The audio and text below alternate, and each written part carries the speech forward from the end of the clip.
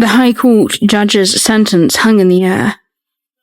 Rose Stormcloak, the court finds you guilty of all charges and sentences you to death by beheading.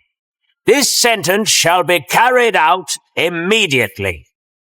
My eyes soon found Aldrich, his face a ghostly pale. The finality of the judge's verdict and the speed at which the sentence was to be carried out had rattled him. Though he held no love for Rose, I imagined that he still felt the weight of responsibility for her actions and consequences. I found myself wondering if some other hunter had saved Rose from that trap in the woods, rather than Aldrich. Might she now live a happy, quiet life somewhere in a cabin? I looked to Rose, expecting to see devastation in her countenance. Instead, I saw an expression more akin to mild amusement, as if this whole situation was a joke, the punchline of which had yet to land fully. Guards approached her. She put up no struggle, but clung tightly to her strange doll as they ushered her out of the courtroom. Do you mark how well she seems to be taking her fate? She's brave, I will give her that. It is not bravery. It is madness. Skylar waited eagerly outside the palace and let out a sigh of relief at the sight of Kaya. Her relief, however, gave way to grave concern when she saw the panic in Kaya's eyes. Where have you been, Kaya? The trial has already started. It may have concluded for all I know. I've been here all morning waiting for you. I've been with the veiled hands all night. I could not find a moment to slip away. They're watchful and suspicious. Suspicious of you. Of everyone. They only let me come here now because they believe I'll help them with their plan. What is their plan? They march on the palace as we speak, not 15 minutes behind me. Their second in command, Julian, the scribe, received directions from the Veiled Hand's anonymous leader. They're to attack the palace while everyone's distracted by the trial. They think I'll let them through the southern gate. We must tell King Aldrich. There's no time. They expect you to let them in, so you shall. What? If you refuse to follow their plan, they'll scatter and regroup. But if you let them in, they won't be expecting an immediate fight. I'll wait with the palace guards and ambush them. This is our chance to wipe out these traitorous bastards once and for all. It's a risky play. What we have is risk. Trust me, this'll work. Skylar squeezed Kaya's hands and gave her a reassuring smile. Finally, Kaya nodded in agreement. A lone guard walked the dungeon's dark, winding corridors and pathways. A strange calm had fallen over the place since the other guards had taken Rose up to her trial. The guard might have welcomed the peace, were it not for the strange sense of foreboding that permeated the stagnant prison air. He reached the cell, which he knew belonged to Reginald, and stopped. What did the old creep have in his hand? What's that, then? In your hands? Show me. Oh, it is merely a bat. The guard looked closer. Sure enough, Reginald held a dark bat in his palms, its leathery wings wrapped around his fingers.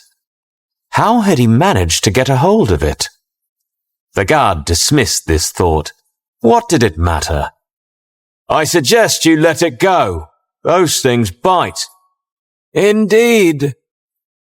He did not let go. Such misunderstood creatures. People think they are blind and stupid, that they careen and flutter aimlessly through the air like beings of pure chaos. But that is not their nature. Reginald released the creature, and it took to the air, circling his cell and crying out in little chirps. They are not clumsy, nor are they chaotic, They are precise, keenly aware of every detail of their surroundings, knowing exactly where their prey is and when they must strike. What the? Gah! From every dark corner of the dungeon, colonies of bats emerged until a veritable legion sped down the corridor and toward the unprepared guard. It cannot be! It cannot be!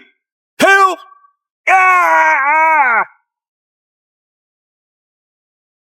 With glowing green eyes, the bats clung to every surface of the guard's body.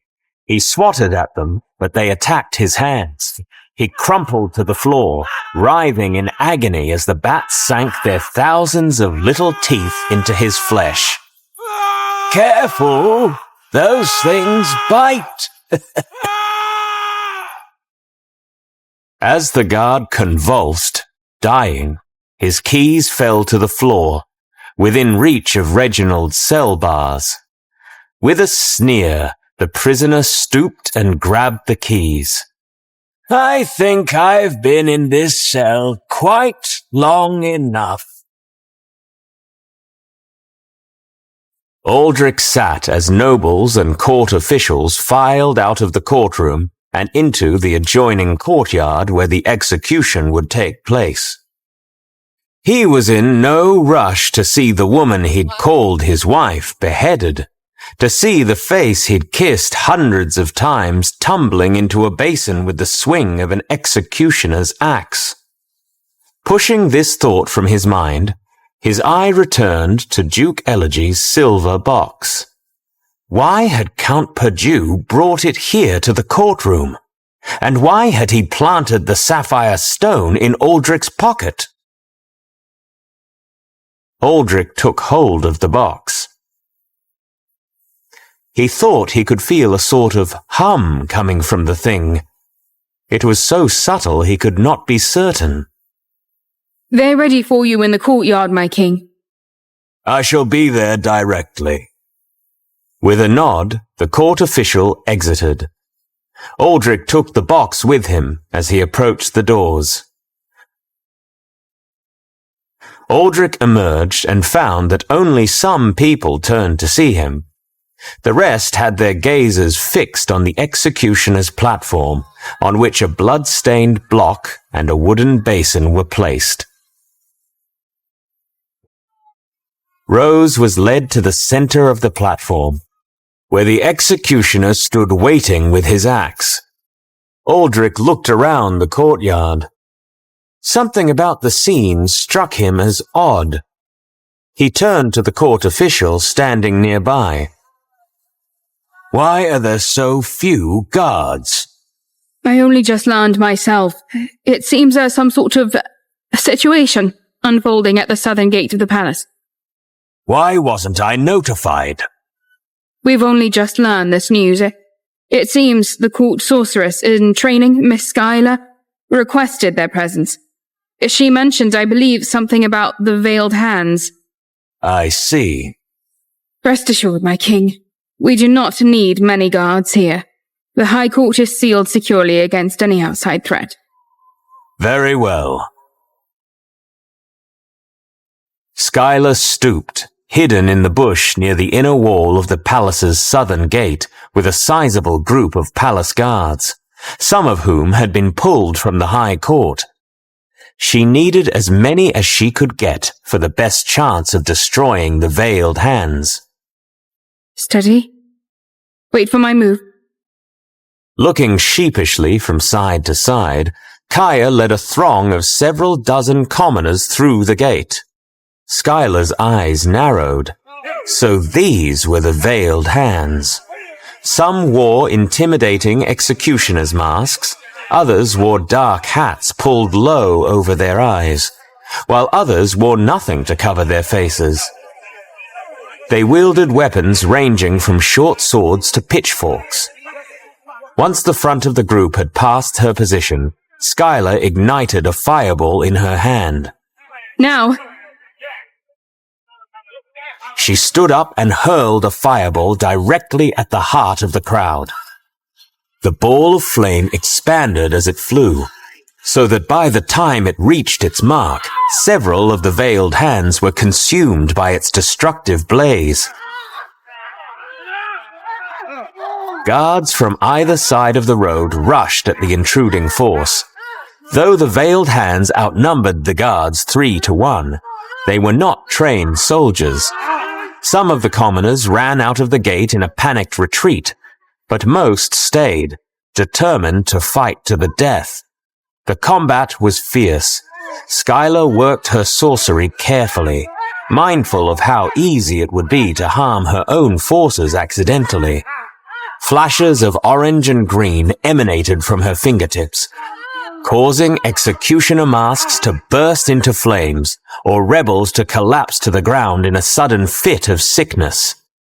Amid the melee, when it was clear that the palace guards had the upper hand, she looked across the skirmish toward Kaya. Their eyes locked as they recognized success was mere moments away. It was during this shared look that a palace guard who had fallen wounded suddenly lurched up in confusion and plunged his sword into Kaya. Oh. Kaya, no! Blood rose to Kaya's lips as the disoriented soldier wrenched his sword from her body. She collapsed. Skylar rushed toward her.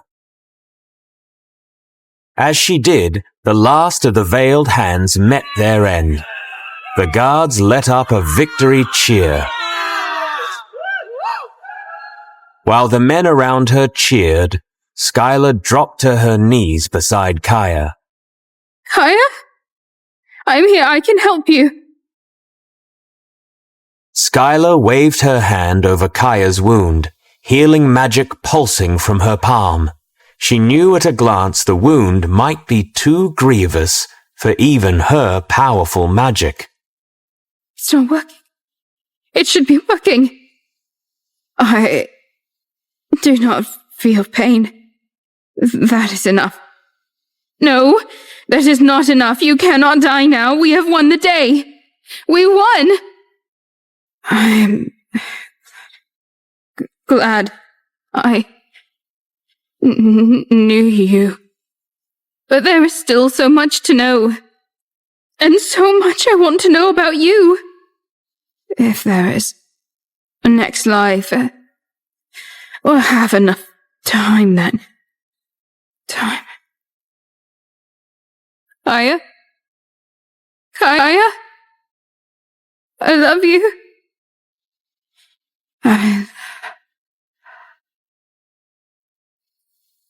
Skylar searched Kaya's eyes. The light in them had gone out. She was gone. Skylar wept over Kaya's body, utterly defeated on the field of victory.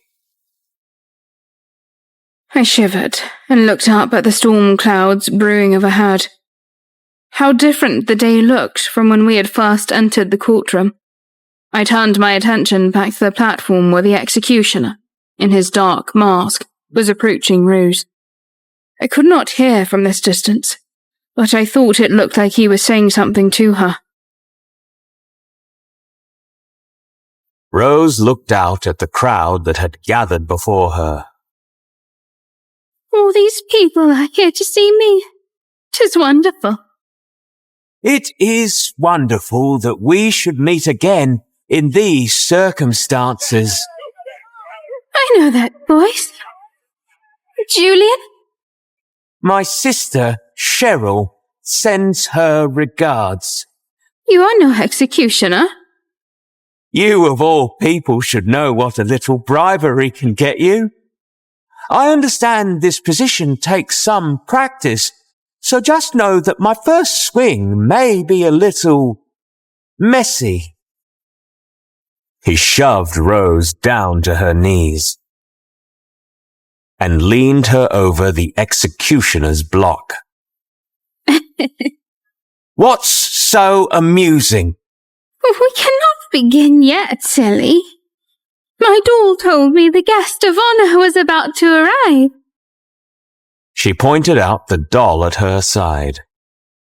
"You truly are mad." Julian hefted the axe, raising it above his head. He was about to bring it down when he heard a faint whispering.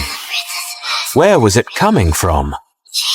He realized, much to his confusion, that it was coming from Rose's doll. Its eyes suddenly blazed with green light. Aldrich leaned forward to get a better vantage. Even from where he stood, he could tell that the doll's eyes were glowing. He felt a burning sensation in his pocket. He pulled out the sapphire stone, which felt hot in his hand. It was glowing a vibrant blue. Beside him, Duke Elegy's box hummed loudly. He looked at the silver box and saw that the gold detailing was shifting and moving. He could hear a metallic clicking sound as unseen mechanisms within the box whirred to life. The box was finally opening.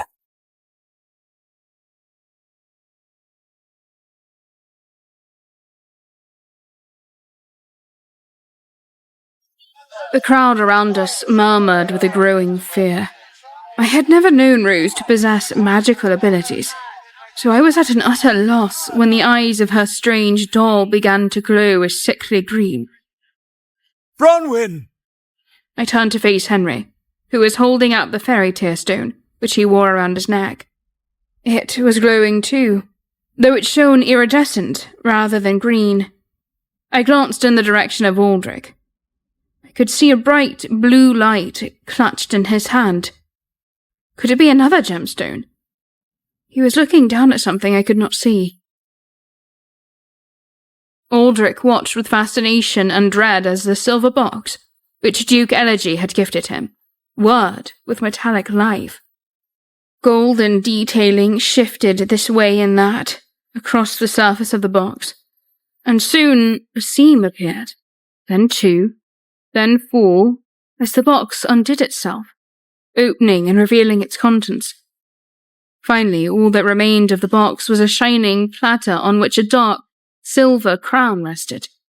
The crown was of beautiful artistry and craftsmanship, adorned with a leafy pattern. It looked as beautiful as it did dangerous, with each of its points terminating in a razor-sharp tip. The crown seemed unfinished, with several empty sockets on its surface. Aldrich had an unseen force pulling at his hand. It took him but a moment to realize that the sapphire stone he clutched so tightly was drawn toward the crown. He held firm, not wanting to release the sapphire, but it seemed to burn with a fierce heat, such that it soon became unbearable. Instinctively, his hand let go, and the stone flew toward the crown. It slotted perfectly into one of the crown's empty sockets, and at once, a small wave of energy surged from it. Up on the platform, Rose smiled giddily. Julian lowered his executioner's axe. "What are you playing at? What's going on?" Me? I'm doing nothing. One of her doll's glowing green eyes shot out, sailing across the courtyard and into the crown. Rose stared at the worried faces in the crowd, her gaze landing on Viscount Rothescue and Alan. She gave them both a wicked grin. Beside her, dark smoke drifted up from the doll's empty eye socket and mouth. We watched in abject terror as the dark smoke rising from Rose's doll began to coalesce into a familiar shape, one I had seen in my nightmarish vision. I knew it must be her, the woman from the woods. "Bronwyn! The stone! It's trying to break loose!" Henry clutched at the fairy tear stone, which pulled the chain of his necklace in the direction of the crown. It burns!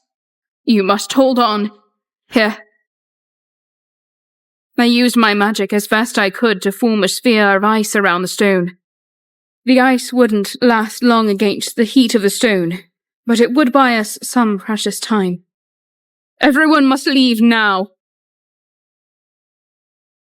People rushed the doors that led from the courtyard back into the courtroom, but all at once, the doors slammed and locked themselves. The way is shut. We must find another. There is no other way. The only exit from the courtyard is through those doors. I cast my eyes up to the platform, where the dark form had taken a considerably more human shape. The walls! Climb the walls! Panic in the courtyard was absolute. People shoved and pushed each other to the ground, and against the stone walls as they scrambled, trying to climb their way out. It is too high! Aldrich clambered up a bit of the stonework and called out to the crowd. Stop this chaos! Men, you must help the women to climb. Push them up! But the crowd either could not or would not hear his words over the sounds of their own terror. There must be order! Yes, order. All at once, the courtyard fell silent. Everyone turned in the direction of the haunting voice. On the platform stood a woman who had haunted my mind for days on end. She seemed a person made of both substance and shadow. Darkness emanated from all around her, most of all from her shoulders, appearing almost like a dark cape or perhaps wings. Her face, which had been obscured to me in the vision, was now at least partially visible. Through the gloom that encompassed her, I could just barely make out her angular features, a sharp nose, and thin, dark lips that curled into a sinister sneer. Good. Now that there is quiet, we can speak directly. I have given you as much time as my generosity allows, but we have reached our limit. You must now choose how you wish to proceed. A chill ran down my body as I realized she was not addressing the crowd. She was addressing me. In my vision, she had offered me the opportunity to join her. Now she wanted her answer. Before I could speak, the executioner silently raised his axe behind the shadowy woman. He cleaved right into her midsection, but it passed through her, as though she were only smoke and air. The executioner let go of the heavy axe, and it swung through the air ferociously. The Dark Queen slightly twitched her finger, and the axe abruptly stopped, then flew back where it came, severing the executioner's head.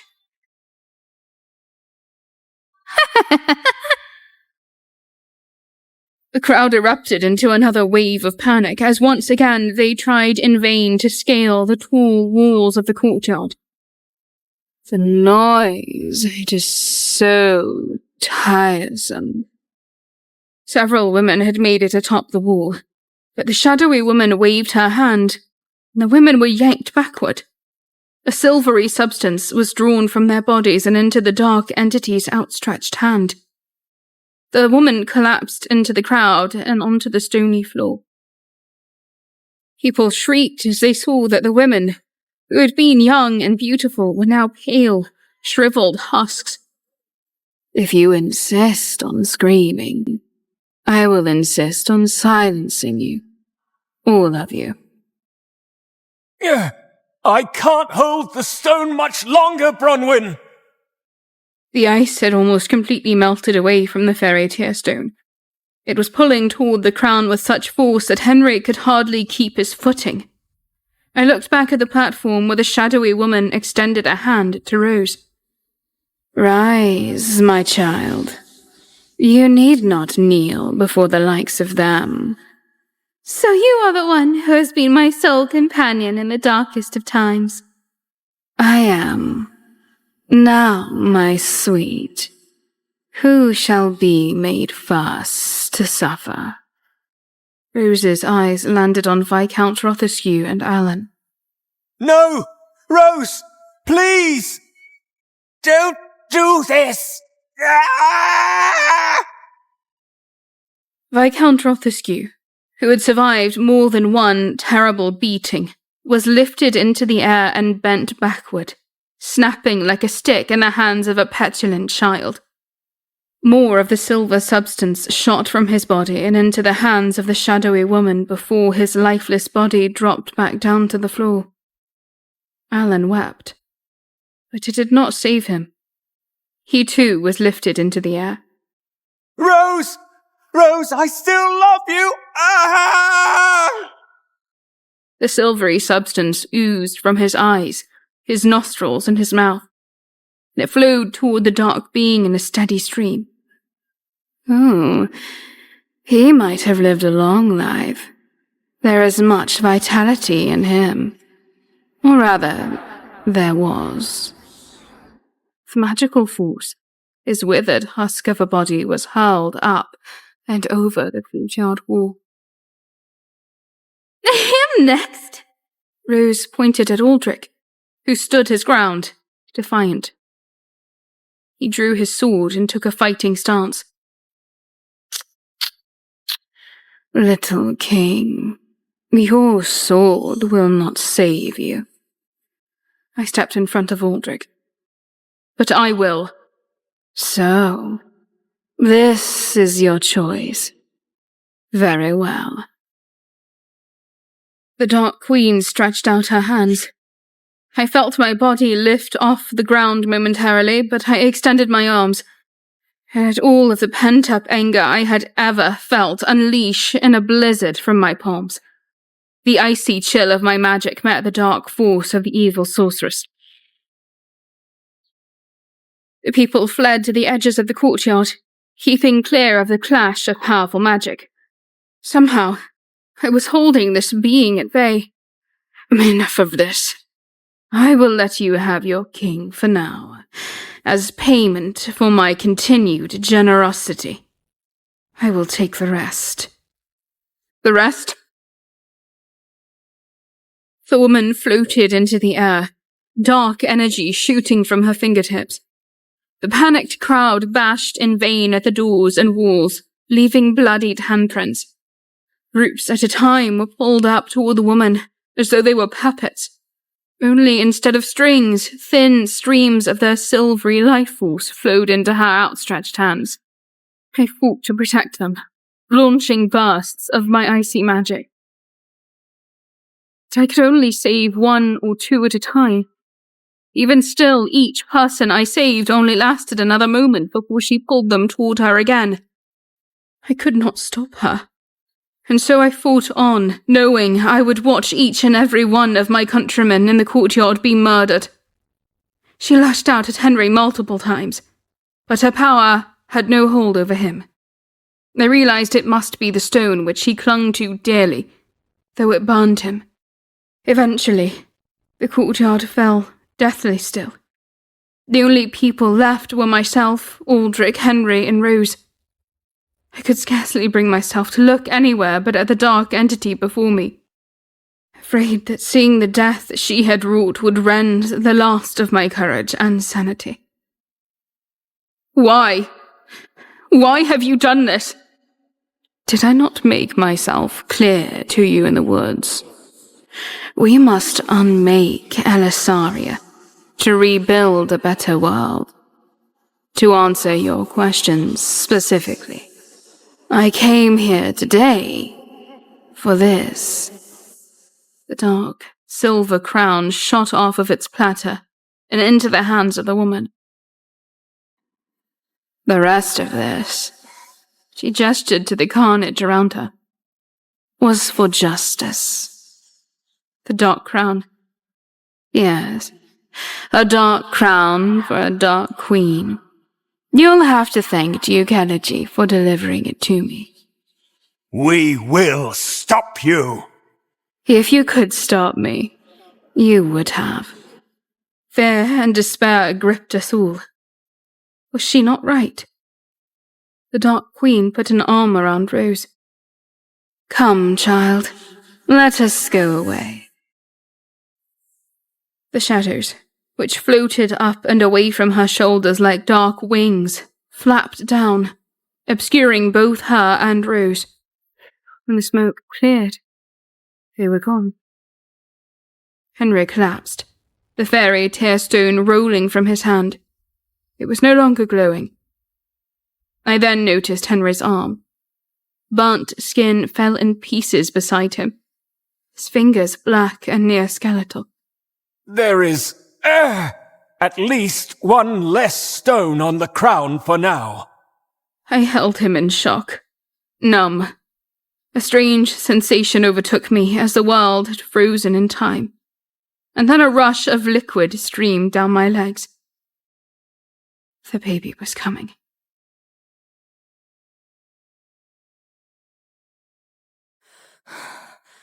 You're doing just fine, Your Majesty. It won't be much longer. It was the worst pain I had ever felt. Is it supposed to hurt this terribly? Yes, Your Majesty. With each push, there was a flash of the Dark Queen in my mind, and my body surged with pain. I was so afraid. I felt so vulnerable. How do you know it's all right? She says she's in terrible pain.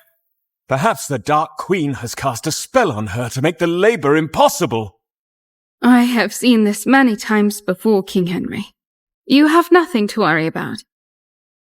Henry paced the room, face dripping in sweat.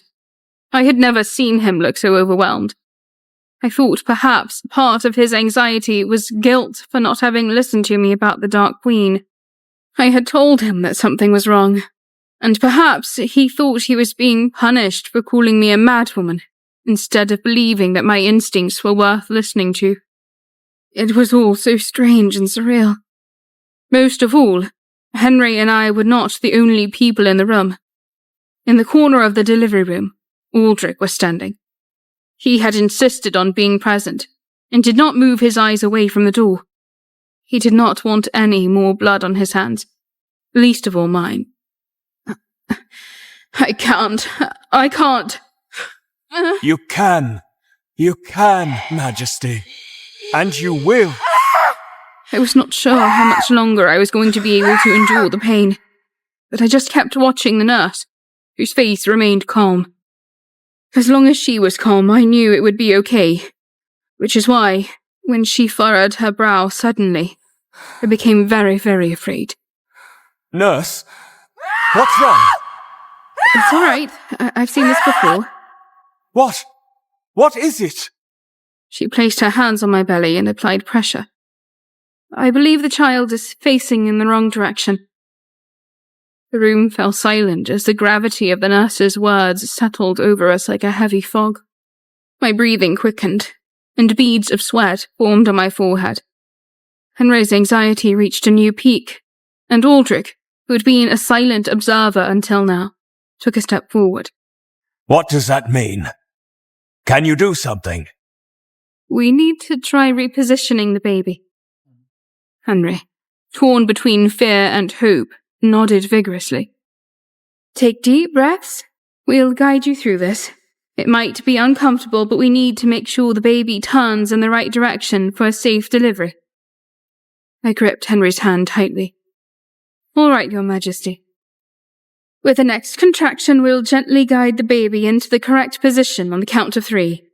1, 2, 3. I followed the nurse's guidance, mustering every ounce of strength within me. The pain intensified, but I focused on the prospect of holding my baby in my arms. Henry's encouraging words and Aldrich's unwavering presence provided a sense of comfort that was crucial in that trying moment. Excellent, Your Majesty. The baby is turning. Keep pushing. The room echoed my efforts, and time seemed to stand still for a moment. The nurse's assurance and skill were a comforting presence amidst the chaos of labor. As I pushed, the image of the Dark Queen that haunted my thoughts began to fade, replaced by the anticipation of meeting our child. You're doing splendidly, Bronwyn. I can see the head. Just a little more. One final push, Your Majesty. You're almost there. And then, with a cry that pierced through the tension, The sound of our baby's first breath filled the room. Relief washed over me, and tears of joy filled my eyes. The nurse held up our newborn, and a wave of emotion engulfed us all. Congratulations, Your Majesties. You have a healthy baby. A healthy baby? I sank back, exhausted yet overjoyed as the nurse placed our baby in my arms. Henry leaned in, kissing my forehead, and we marveled at the tiny, perfect being we had brought into the world. In that moment, the worries and fears of the past were replaced with the overwhelming love for our child. Our little miracle. What will you name the baby? A name befitting a miracle. We shall call him Alexander. As Alexander nestled in my arms, the room seemed to glow with newfound warmth. The Dark Queen's shadow had been banished, at least for the moment, and we were left with the radiant promise of a future filled with love, hope, and the boundless possibilities that a healthy child brings. I will leave you two and your child. Congratulations to both of you. Henry looked up at Aldrich and nodded in acknowledgement. Thank you, Aldrich. I breathed a sigh of relief and gazed at my beautiful son. Suddenly, my vulnerability began to dissipate. I felt strong. I felt ready for whatever was to come. No matter what, I would protect Alexander. This world would not fail him. I wouldn't let it. Skylar tore through her room like a hurricane, smashing everything in sight into smithereens. After she watched Kaya die, she had to lock herself in her room. She needed to be violent. If she were around people, she did not trust herself not to hurt them. So instead, she destroyed all of the inanimate things she could touch. She knew it wouldn't bring Kaya back, but it felt good to be violent. It felt good to relinquish control, to destroy. Why? Why did it have to happen? Kaya didn't deserve this. Skylar's room bore the brunt of her grief and rage. The walls echoed with the cacophony of destruction, a physical manifestation of the emotional storm raging within her. As she exhausted her strength, tears streamed down her face, mixing with the dust and debris. It's not fair. Why did she have to die? In the midst of the chaos, Skylar sank to her knees amid the wreckage, the weight of her grief pressing down on her like an unrelenting force.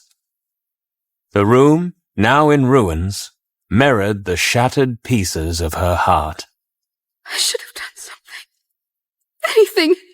It's my fault. Skylar's breaths became ragged as guilt and sorrow consumed her. The room, once a haven, now felt like a prison of memories, each broken object a painful reminder of what she had lost. In the deafening silence that followed, Skylar wrestled with the harsh reality that Kaya was gone, and nothing she did in that room could change that. Skylar found herself in a silent sanctuary of sorrow as the echoes of her destruction subsided. Alone in the midst of broken possessions, memories of her past invaded her thoughts. First, it was my parents. The warmth of their love vanished, leaving me an orphan. Adrift in a world that felt increasingly cold and unforgiving. Then Kaya came into my life, a bright flame that momentarily pushed away the shadows. She understood the pain of loss, and for a while we found solace in each other. But now she's gone too. Another person I cared for ripped away from me. The cycle repeats. A life defined by loss, by the echoing void left behind when someone I love is taken away. Skylar's tears fell freely, mingling with the remnants of her violent outburst. I'm an orphan twice over, and the ache in my chest grows heavier with every passing loss. What's left for me now? How many more times can I endure this crushing pain before it consumes me entirely? In the silent aftermath of her destructive release, Skylar was left to grapple with the harsh reality of her life, where the ghosts of her past haunted the present, and the spectre of an uncertain future loomed before her like a vast, desolate landscape. Henry and I were cuddled together on my bed, Henry gingerly cradling Alexander in his arms. The baby looked so small across Henry's brawny chest, like a baby bird. I chuckled at the thought. It was probably accurate. We turned towards a tapping noise and saw a silver bird perched on the ledge. Is that... Haxon? Henry gently handed me the child. A massive smile widened across my face, but when his eyes widened at the sight of Alexander, it became clear to me that the baby was not the reason for his arrival. There was something else. My smile faded. Bronwyn, would you shut your eyes for a moment? I did as I was told, not wanting to see a nude Haxon as much as I'm sure he didn't want me to see him. I heard a flash and a grunt and the rustling of clothing. All right, you can open them. When I opened my eyes, Haxon, in Henry's robe, was staring at me in awe. Congratulations, Bronwyn. Congratulations, Henry. He's beautiful. He's Alexander. Alexander. But that's not why you're here, is it? His face fell. I'm afraid not. I'm afraid I do not come bearing good news. What is it? The eternal 1,000 bandits. We have heard in good faith that they are closing in on the Celestial Isles. Your country needs you, Henry. We need a leader. I need time. I cannot leave Bronwyn here alone. I want to be with my son. Please. I give you the authority to lead alongside Oscar. Oscar? He is more than capable of leading a fight against the bandits. He's done it before. No, I know that. It's just... I thought Oscar and Cedrica were still in Elisaria. What? They were meant to return to the Celestial Isles after exploring and gathering more information about missing jewels. They have not returned. We have been without a military leader for some time. This is why I came to fetch you, Henry. We are in no position to fight. So that means... Oscar has been missing for weeks. In the sorcerer prison, blinded by darkness, Oscar and Cedrica's lives began to fade. Cedrica! My voice... Oscar... But that was all she said before she lost consciousness. Her powers were being drained.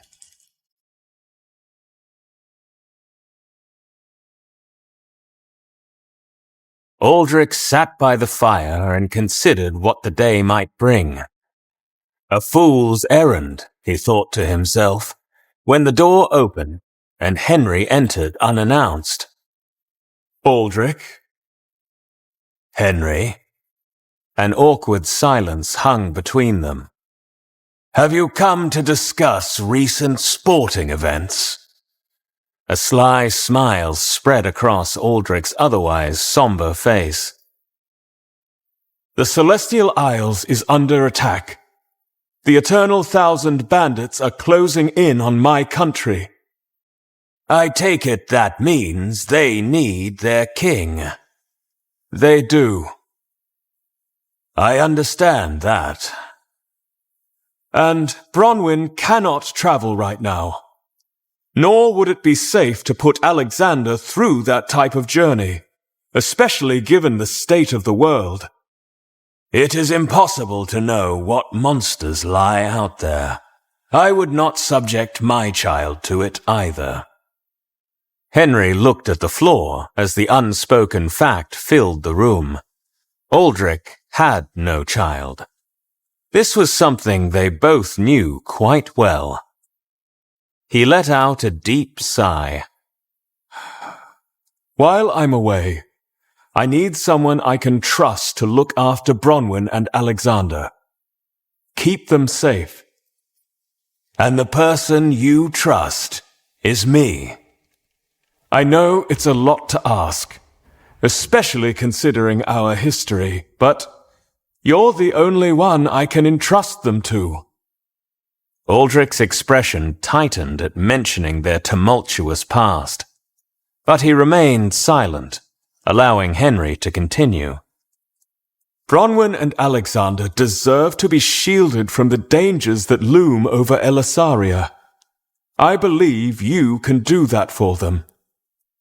You know I would do anything for Bronwyn, don't you? Beneath the animosity we share, I've witnessed your sense of honor and duty. I need you to put aside our history and promise me you'll keep them safe. They're all I have. She's all I have, too. I know. That's why I knew I could trust you. Aldrich hesitated, the weight of Henry's request hanging heavily in the air. After a moment, he let out a resigned sigh. I give you my word. Thank you, Aldrich. At that moment, an unspoken understanding passed between them. Despite the scars of their shared history, a mutual agreement had been forged for the sake of those they both cared for. As Henry prepared to face the impending threat, he couldn't ignore the irony that in his absence, his most trusted guardian would be the one he had once considered his greatest adversary. But there was no longer time for petty grievances. Only keeping his family safe mattered now. But he needed to be clear that he was no fool. I appreciate your assurance, Aldrich. But make no mistake, I'm entrusting you with the safety of my family, not offering an olive branch for reconciliation. Believe me, Your Majesty, I have no illusions about our relationship. I won't forget the past. The room fell silent, tension hanging in the air as the weight of their shared animosity lingered. Just remember, Aldrich, if anything happens to them, I'm well aware of the consequences, Henry. You don't need to remind me. Aldrich's jaw clenched, and Henry's gaze remained steely, their disdain for each other thinly veiled beneath the surface. Good. I'll hold you to your word. And I'll fulfill my duty, not out of loyalty to you, but for the sake of the kingdom and the queen they lost. As the kings faced each other, the agreement hung between them like a fragile truce in the midst of a long-standing enmity. With a curt nod, Henry turned to leave, leaving Aldrich alone with the weight of his newfound responsibility. The door closed behind Henry, and the room descended into an uncomfortable silence. The flames in the fireplace danced, casting flickering shadows on Aldrich's face, revealing the conflict within. Duty conflicting with personal disdain. A reluctant guardian standing watch over the family that should have been his. I sat by the window, the moonlight casting a soft glow on my face. thoughts consumed by the looming danger over Elisaria. Alexander slept soundly in a crib beside the window, and his beauty brought tears to my eyes. Your Majesty? Yes, Laura. The king is here to see you. You can just let Henry come and go as he pleases. You don't have to check with me. It's, not that king. Bronwyn. Aldrich, what brings you here? Aldrich hesitated, a rare vulnerability in his eyes. He cleared his throat, the weight of his past actions pressing on him. I wanted to talk. There are things I need to say. All right, Aldrich.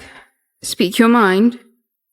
Aldrich took a deep breath, searching for the right words. I've done many things in the past. Things I'm not proud of. I've hurt people. And I've hurt you. Yes, you have. He looked down at the floor. I can't change the past, but I want you to know that I'm sorry. I am truly sorry for everything. I studied him. My expression was guarded but attentive. Apologies won't erase the pain, Aldrich. I know. But I want you to understand that I've changed. I've seen the consequences of my actions, and don't want to be that person anymore. I cannot live if I am that person anymore. A person who hurts you. People can change, Aldrich. I've seen it before. What brought this on? Henry asked me to look after you and Alexander while he's away. I need you to know that I take that responsibility seriously. I won't let any harm come to you or your son. My eyes searched Aldrich's face, a mixture of skepticism and consideration. Why should I trust you now? Because I made a promise to Henry, and I intend to keep it. But more than that, I want to make amends. Even if it's just a small step. I owe you that. A tense silence filled the room as I contemplated Aldrich's words. After a moment, I nodded a reluctant acceptance. We'll see, Aldrich. Actions will speak louder than words. I understand. I won't let you down. He gazed into my eyes. I never stopped loving you, Bronwyn. No matter what transpired between us, my feelings for you never wavered. His confession hung in the air, and for a moment the room felt smaller, the weight of unspoken emotions finally finding a voice. Aldrich. I know I've hurt you and can't change the past. But I need you to know that my love for you never diminished. It's been a constant, even in the darkest times.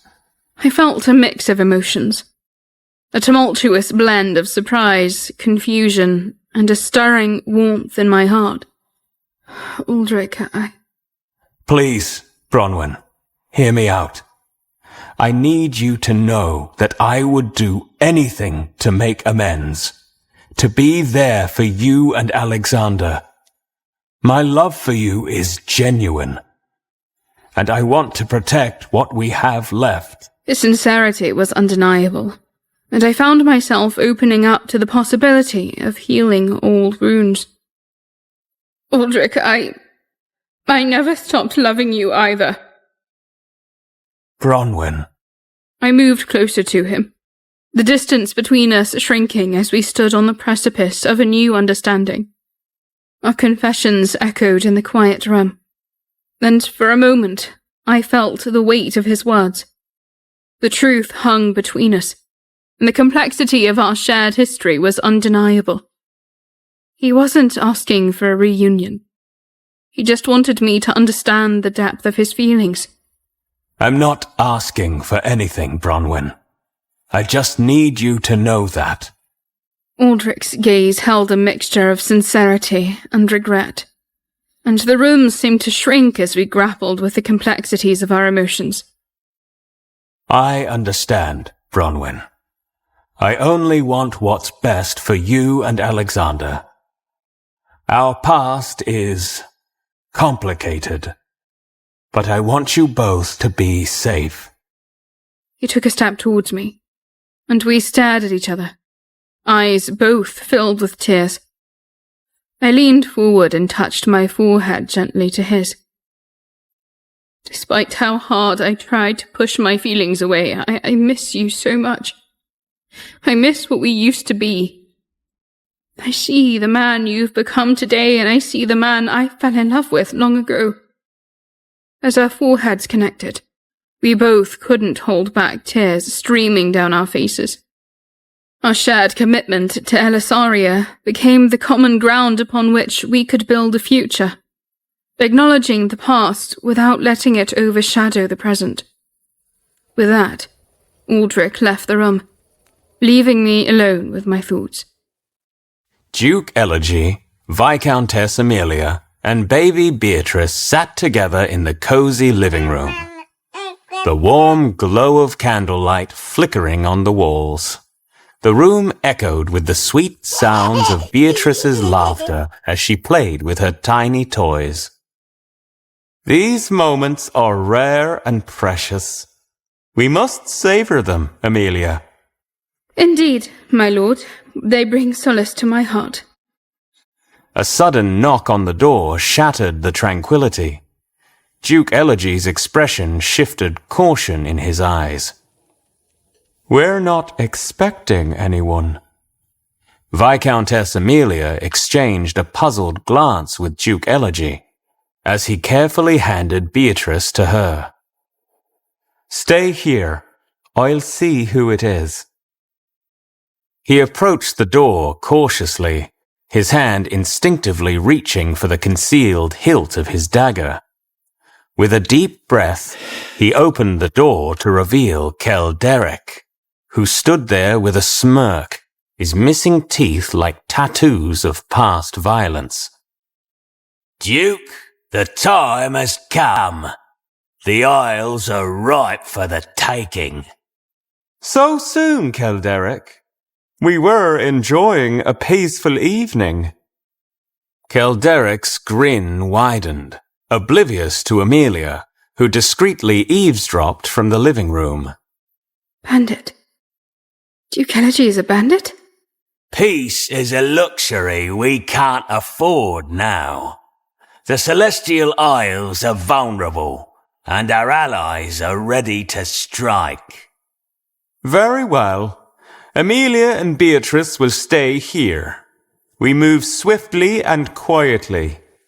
Amelia strained to hear more from her concealed vantage point. The weight of the revelation pressed on her, and she clutched Beatrice closer. Duke Elegy closed the door, leaving Viscountess Amelia to grapple with the newfound knowledge. A bandit. He is a bandit. Fear and confusion clouded Amelia's thoughts. The room seemed to close in on her as she contemplated the next steps in this unexpected turn of events. Duke Elegy turned around to face Viscountess Amelia, who wore a mask of confusion. Amelia, is everything all right? Viscountess Amelia met his gaze, her eyes revealing the conflict within. Who are you, Duke Elegy? What are you entangled with? He looked at her with somber eyes. Nothing that will make you unsafe.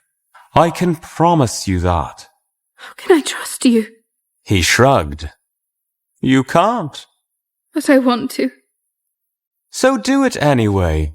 Let me prove you wrong.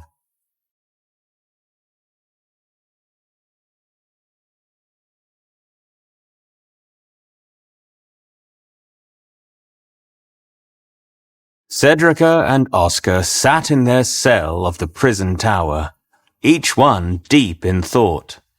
On the far side of the cell lay the deceased court sorcerer. He had been dead for hours, Yet no one came to collect his body. Oscar had taken his cape and covered the face of the poor soul with it. After a period of prolonged silence, Oscar finally spoke. What is that incessant whispering? Try as I might, I cannot comprehend what is being said. It's a spell. At least that's what I think. You cannot understand it because it's not a human speech. It's the magic itself speaking. What sort of spell? Cedrica shrugged and rested her head against the stone wall, frustrated. If only I paid more attention when my mage tutor was teaching lessons. He was just so boring. It does not matter at this point.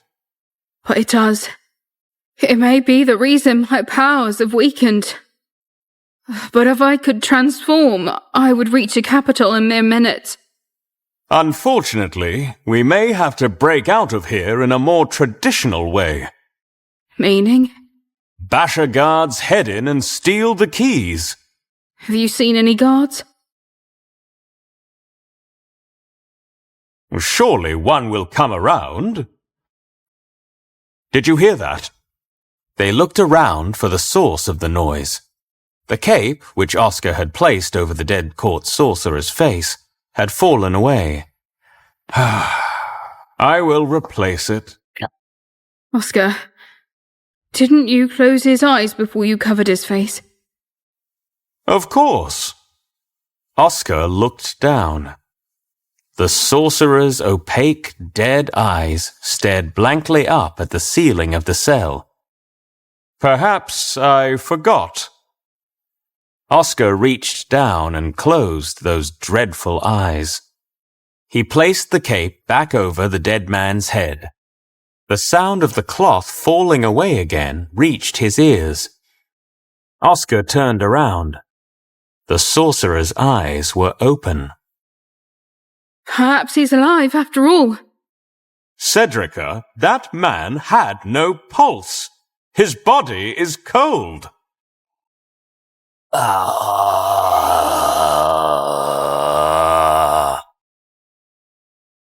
The sorcerer sat upright, his eyes staring blankly ahead. His body, stiff with rigor mortis, lurched and jerked as he stood to his feet. Oh, gods, help us. The walking corpse approached the cell bars. He bashed himself against the bars, heedless of the futility of the act, like a moth battering itself to death upon window glass, in an attempt to reach the candlelight inside. Sir, can you hear me? He's beyond hearing. I think I know now the magic we're dealing with. It's necromancy.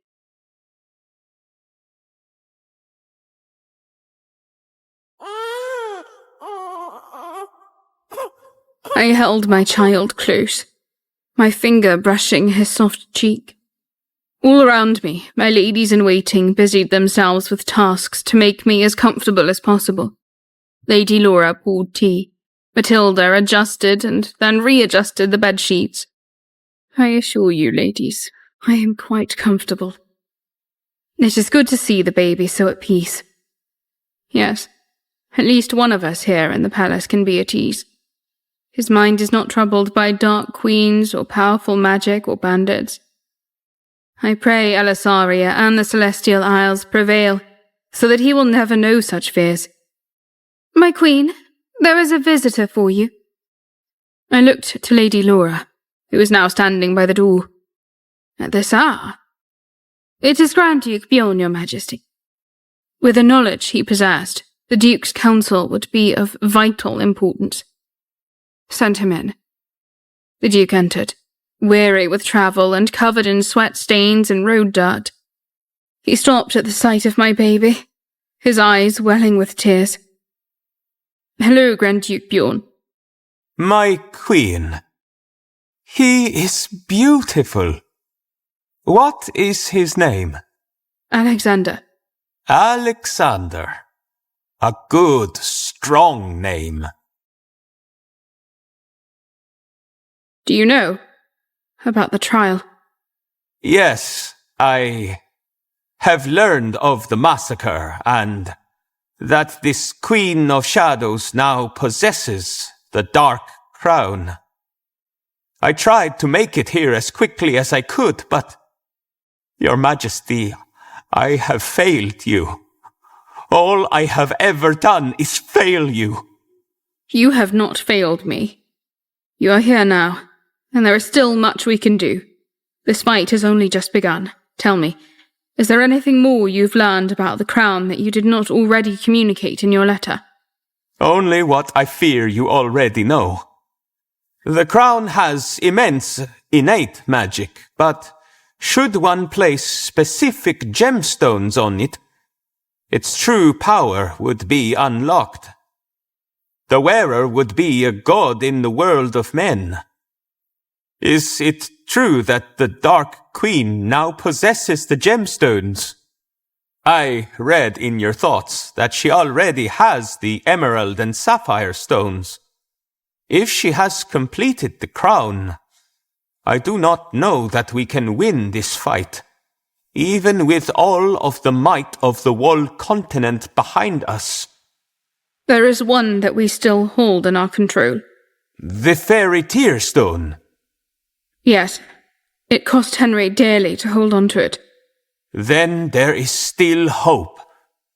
How else can I be of service? It's been days since I've heard from my brother and Lady Cedrica. I fear greatly for them. Even if they're all right, they must know what happened here. Find them however you can. Have you anything belonging to your brother? I needed to think. Surely there would be something of his at our family estate. The time was precious. Suddenly I remembered. I pointed to a chest across the room. There, in that chest, there's a dagger he gave me for protection. This will do perfectly. This spell I am casting should make this dagger into a compass, a divining rod of sorts. It will point me toward your brother. See? Yes. You truly are a gifted sorcerer, Grand Duke Bjorn. Thank you, my queen. I will go to him at once. And Grand Duke Bjorn? Yes, your majesty? Be careful. That is an order from your queen. I shall return with your brother and Lady Cedrica as quickly as the gods will allow. He shut the door and was on his quest. As much as I hoped it was untrue, I knew in my heart it was the last time I would ever see Grand Duke Bjorn.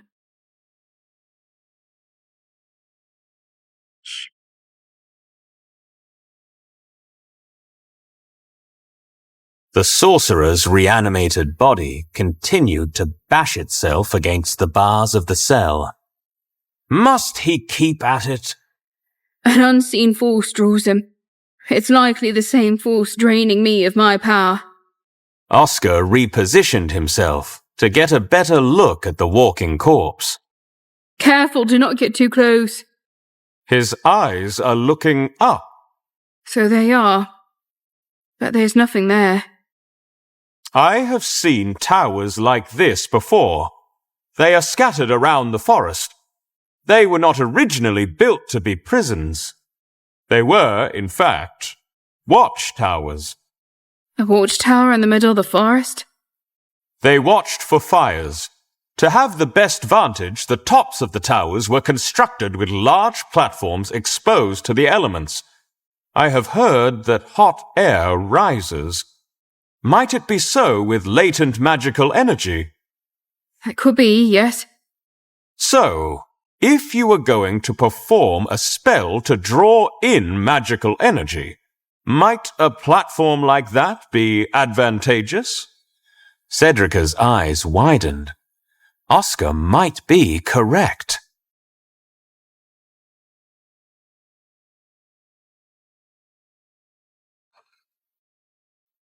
Laura and Matilda gathered their things. preparing to leave me for the night.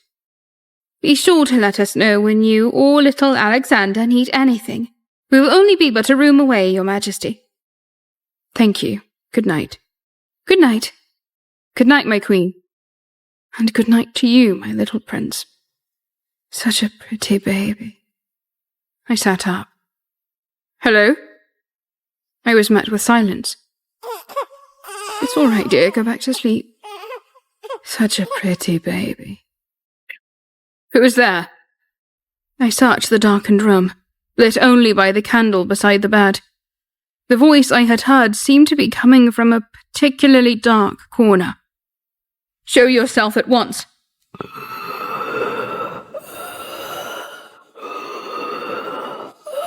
Show yourself. Can I hold him? I knew that voice. It belonged to the woman who had once been my lady-in-waiting, Viscountess Vardy. But Viscountess Vardy was dead. Oh, please let me hold him. Something moved in the dark, drawing nearer. I could make out a female form, her arms stretched out toward me. I just want to hold him. Let me see the baby. Let me see. Let me see. Help! Help! Vardy emerged from the darkness, her skin pale, almost rotted. Her eyes, which shined with a glow all their own, were fixed on Alexander. Help! Don't you touch him! The bedroom door flew open, and Laura ran in with Matilda. The candles in their hands illuminated the dark corner. Vardy was gone. What's wrong, my queen? What happened? I saw someone. There. I pointed, knowing full well they would find no one there. I had fallen asleep, no doubt, and had a nightmare. Laura stepped forward, toward the area in question. There's nobody here. I nodded. It was as I expected. But there are footprints here, on the rug. I leaned over. Sure enough, there were footsteps leading to the middle of the room, before abruptly ending at the foot of the bed.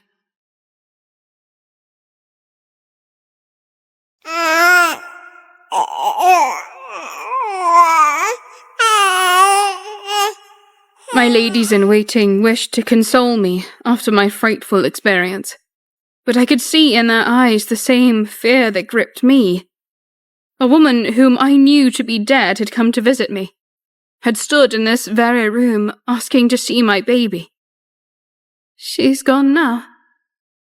I know it may seem strange, but perhaps this spirit meant well. She was your friend in life, was she not? We did not leave things on good terms. Though I wish this were a kindly visitation, I know in my heart that it was not. She meant to hurt my child. Have you ever heard of a revenant? We all turned to the door. Sir Artemis stood there, leaning on a wooden crutch. Sir Artemis, you should be resting. A knight cannot rest when his queen is in distress. May I enter? Of course.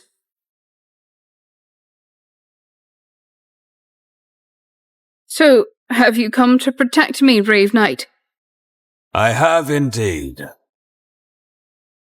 What is a revenant? A restless spirit who returns to the realm of the living, most often for a singular purpose: revenge. For most of my life, I thought such things were the stuff of folk tales, stories to be told around a campfire. I did not believe them. I do now.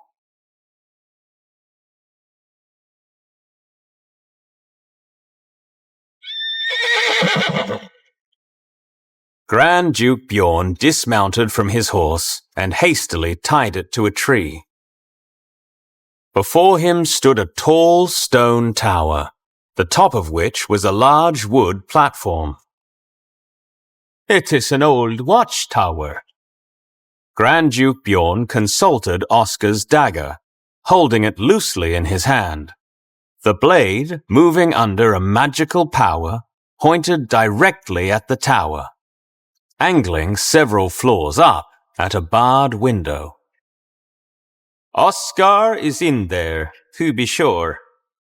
I suppose it is better to be several floors up in a tower than 6 feet beneath the ground.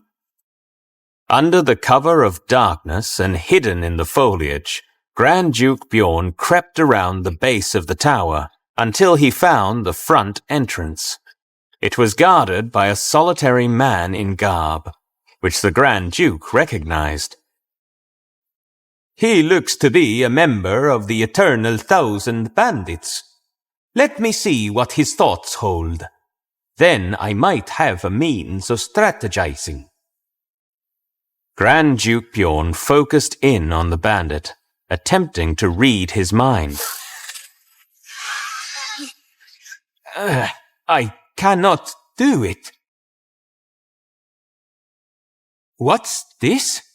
My spell on the dagger has stopped working too.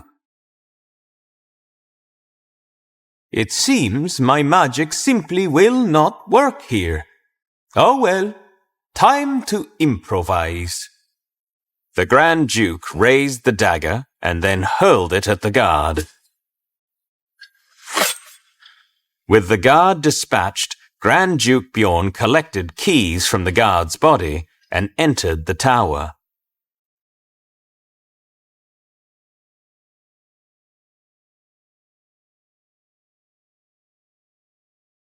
Grand Duke Bjorn mounted the spiral stairs. It was curious how unguarded the place seemed. He came to a spot where he could see a stalky form just around the bend. It looked like a gargoyle in the dim light, a hideous, stony-colored beast with long fangs and sharp claws. Believing that it was a gargoyle, Grand Duke Bjorn nearly stepped into its line of sight before he saw it twitch. He hesitated.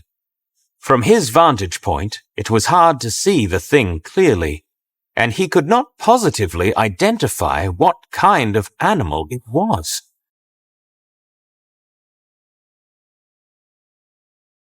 It had a wolf's snout, but bear's claws, a strong muscular body like a boar, but piercing reflective eyes like a wildcat.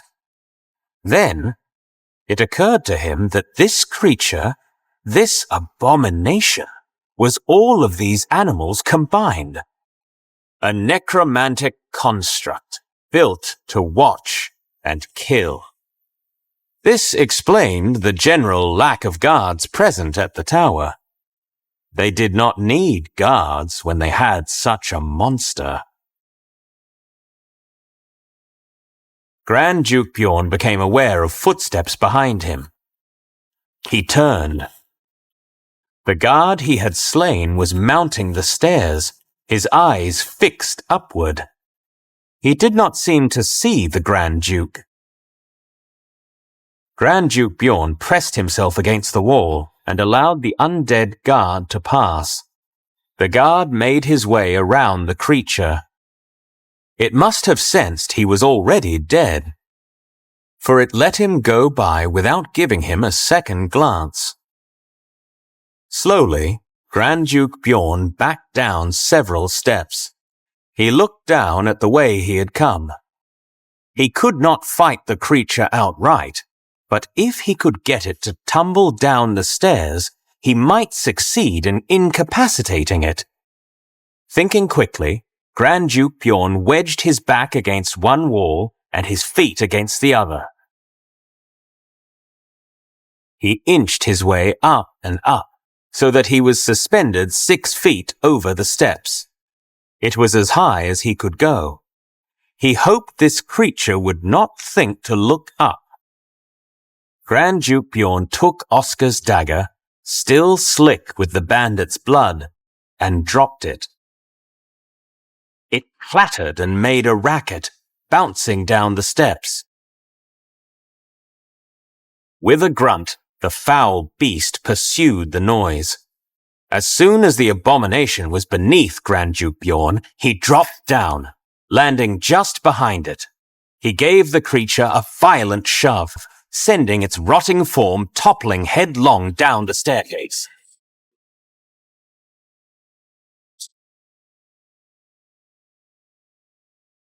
Let us hope there are no more of those.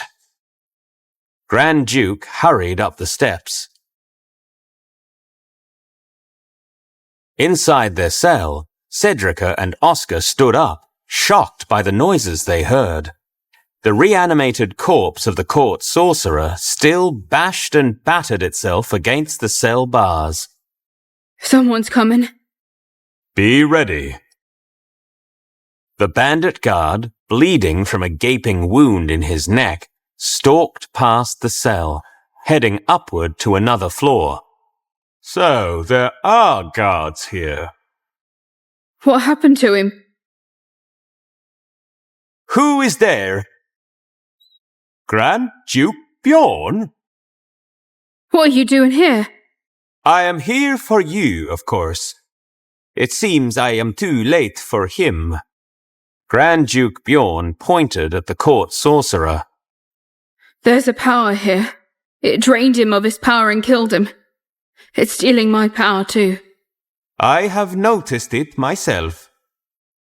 It also brings the dead back to life.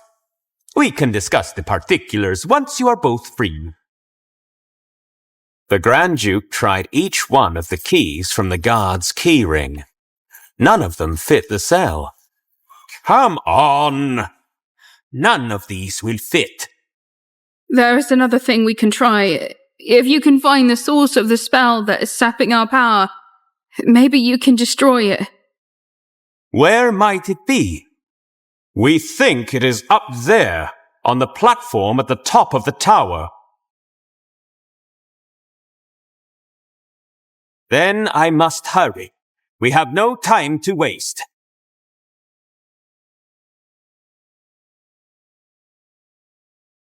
Grand Duke Bjorn opened a hatch and emerged onto the platform. Hovering several feet above the structure was an obelisk of stone, 6 feet tall and covered in glowing runes. The stone crackled with electrical energy, and some ancient spell's unintelligible whispering seemed to emanate from it. The undead guard stood still beside the floating stone. Circling the obelisk were tables on which a myriad of grotesque animal hybrids had been grafted together. With each pulse of energy from the obelisk, the freakish creations writhed and twitched. A large tarp covered some massive shape at the far end of the platform from which Bjorn stood. It, too, shifted and moved with the pulses of magic. The Grand Duke had studied the languages of spells, so he soon deciphered the writing on the obelisk. So, this is it. A spell to siphon magic from the living, to give life to these obscene creations. Let it end now! The Grand Duke took the keys in his hand and scratched at the runes on the stone. Yeah, I must keep going. The Grand Duke continued to scratch at the stone. Each time he did so, he was struck with a painful jolt of necrotic energy. Beasts around him, half animated with a new, cursed life, cried out and died. He persisted. The more damage he did to the writing on the obelisk, the lower it floated, until it rested on the platform. Grand Duke Bjorn glared at the unholy thing, his body blackened and charred. It is not enough. It must be destroyed.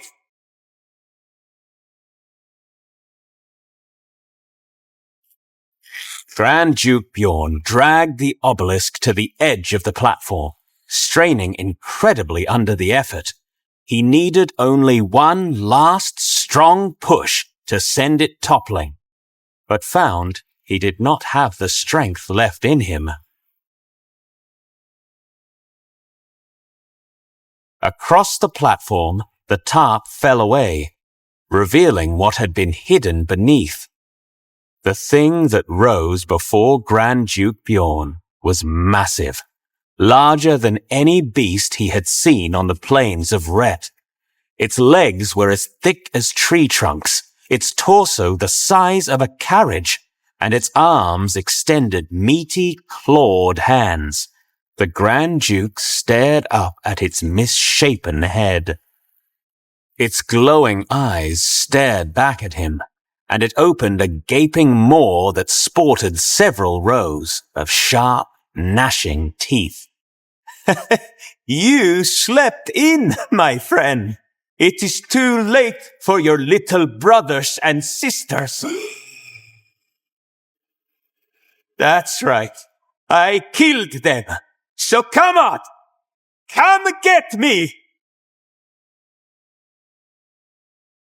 The giant stalked towards him, crushing the undead guard beneath its feet. It reared back its fist and sent it flying at Grand Duke Bjorn, who stood directly in front of the obelisk. The Grand Duke closed his eyes and pictured Bronwyn in the moment before impact. She smiled at him, and he smiled too. The giant's fist collided with Grand Duke Bjorn and the obelisk, sending both man and stone hurtling 100 feet below to the forest floor. The giant let out a defiant roar, unaware it had just destroyed the means by which it was created. The ungodly creature would have no brothers and sisters. Down in the cell, Cedrica and Oscar watched as the court sorcerer ceased his incessant pounding against the cell bars, and stood still. He's done it! Grand Duke Bjorn succeeded! Oscar went to the window and gazed out. He could see the shattered obelisk, and Grand Duke Bjorn's broken body below. He has paid for it with his life. His sacrifice will not be in vain. I'll go to the capital and return with forces. Oscar stood amazed, as in an instant Cedrica transformed into an owl. The owl wedged itself through the bars on the cell window and took off into the night toward the capital.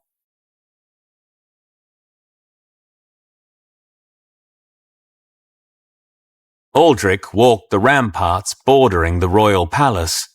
It was not where he usually wandered, but with so much evil approaching, he felt compelled to walk the wall. Up ahead, in the darkness, he saw a solitary figure. He first assumed it was a palace guard. He had passed several already. But as he drew nearer, he saw the man wearing no armor. "Who goes there?" The man gave no reply. As Aldrich approached, he felt a sort of catching in his throat. "I said, who goes there?" Now less than 20 feet away, the figure turned to face the king.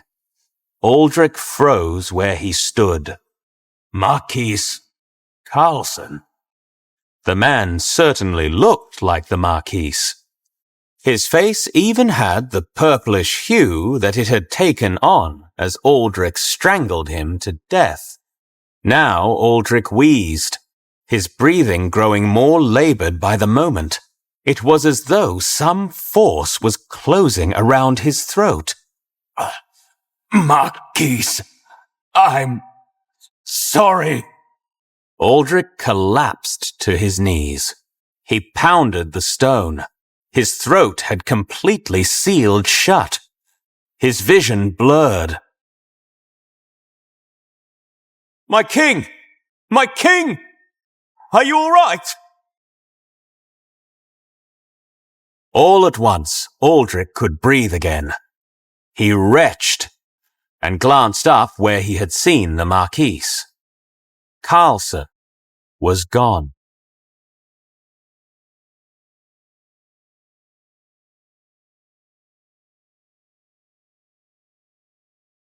Cedrica soared through the air, her impressive wingspan fluttering faster than ever before as she weaved her way through clouds and trees, desperate to get to Elysaria as quickly as possible. She had sworn a duty to Queen Bronwyn, and was not about to forget that. Her heart raced as she dodged branches and other elemental threats to her safe arrival in Elysaria. Woohoo! With every flap of her wings, she felt stronger. The crisp night air danced through her feathers, and her skin tingled with invigoration. She was coming to save the Queen.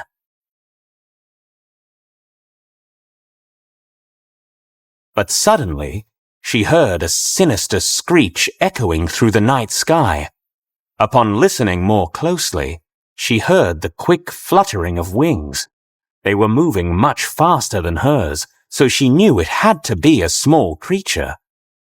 In fact, it didn't sound like a bird at all. More determined than ever, she continued to swiftly maneuver through the night sky, her wings cutting through the air with precision. She had been weaving her way through the forest, but in a moment of clear path, the glow of the moon unveiled what was on her tail. A bat, or something that used to be a bat. Its once vibrant wings were now tattered and skeletal, resembling the remnants of a long-forgotten nightmare. The eyes, void of life, gleamed with an eerie luminescence.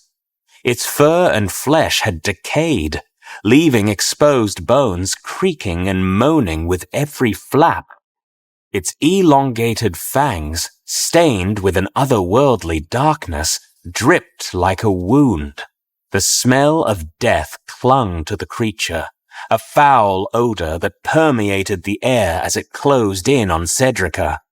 The bat's once majestic form was now twisted and contorted, a grotesque parody of the life it once knew. Cedrica, now fully aware of the horror that pursued her, felt the weight of the undead presence closing in. In a daring move, the zombie bat lunged at Cedrica, its contorted wings creating an ominous silhouette against the night sky. Cedrica narrowly avoided the attack, but the creature persisted. Cedrica's instincts kicked into overdrive as she executed swift aerial maneuvers, desperately trying to evade the relentless assault of the undead bat. The night echoed with the cacophony of screeches and wings, creating an eerie symphony of doom. Despite her agility, the zombie bat displayed an uncanny persistence, closing in with supernatural speed. Cedrica managed to dodge its skeletal claws and gnashing fangs narrowly, but the creature's relentless pursuit left her with little room to breathe. She performed a daring aerial loop, narrowly evading the bat's snapping jaws. But in a final, desperate lunge, the bat's decayed claws grazed Cedrica's face, leaving behind a searing pain. Cedrica dove maniacally toward the bat, and, in a sudden burst of strength and power, sunk her talons into its rotting chest, diving at full speed toward the ground below. They spiraled towards the grass, the bat screaming out in pain. With a loud thud, Cedrica landed forcefully on the grass, using the bat's small body as a cushion to protect her fall. In the impact, the bat's body crumbled, its head detaching from its body. The glow in its eyes faded. She turned back to her human form, and touched her hand to the area on her face where the bat had attacked her, where she knew a scar would remain, an eternal reminder of this battle. She looked to the sky and decided it was best to continue on foot the rest of the way. The sky held secrets she did not want to know, and she thought she would be safer on the ground. Like a true warrior, she trekked on, face dripping with blood. Nothing could stop her now.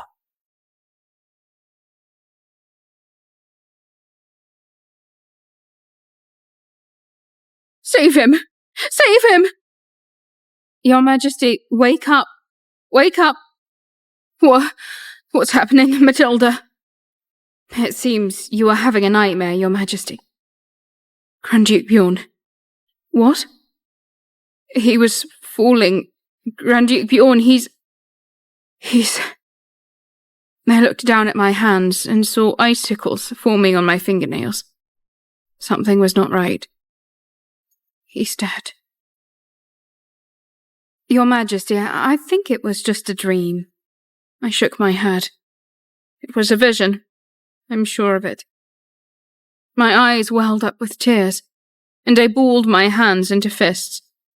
We were surrounded by so much death. It was haunting me, awake or asleep. Please, send someone to confirm, but I'm sure that Grand Duke Bjorn is no longer with us. Yes, Your Majesty. I began to sob. I had shed tears thus far throughout the last year and change, but it suddenly hit me like a ton of bricks, and my body heaved with my cries. Grand Duke Bjorn's death was an emblem of the chaos in which I felt I was at the center. The people who loved me spiraled out of control, disappearing into the abyss of the world we thought we knew. What a fool I had ever been to assume I knew anything at all. I looked over at the crib beside me, where Alexander murmured softly in his sleep. I became overwhelmed with the responsibility I carried. The consequences we faced were no longer just the survival of the realm, my people, my family, but of generations to come, of my legacy, of Henry's, of Aldrich's, of Alexander's. And it could not survive here. I had to get Alexander out. I longed to speak with Henry. I pictured his sparkling violet eyes, his golden hair bouncing as he nodded in agreement with my concern about Alexander. But I did not have Henry. I had the man who he had made promise he would keep me and Alexander safe. Matilda, please fetch Aldrich. I must speak with him at once. Yes, Your Majesty. I paced the room relentlessly for several minutes, but before I knew it, she had returned. His Majesty is here to see you, my queen. I was impressed. He had never responded swiftly to my calling, even when we were happily married. Is everything all right? Aldrich, we're facing imminent danger. I had a vision. Grand Duke Bjorn's death. I fear for Alexander's safety and mine. A vision? Are you certain? As certain as I've ever been. I need to leave Elisaria. I cannot risk Alexander's life. No, Bronwyn. You cannot leave.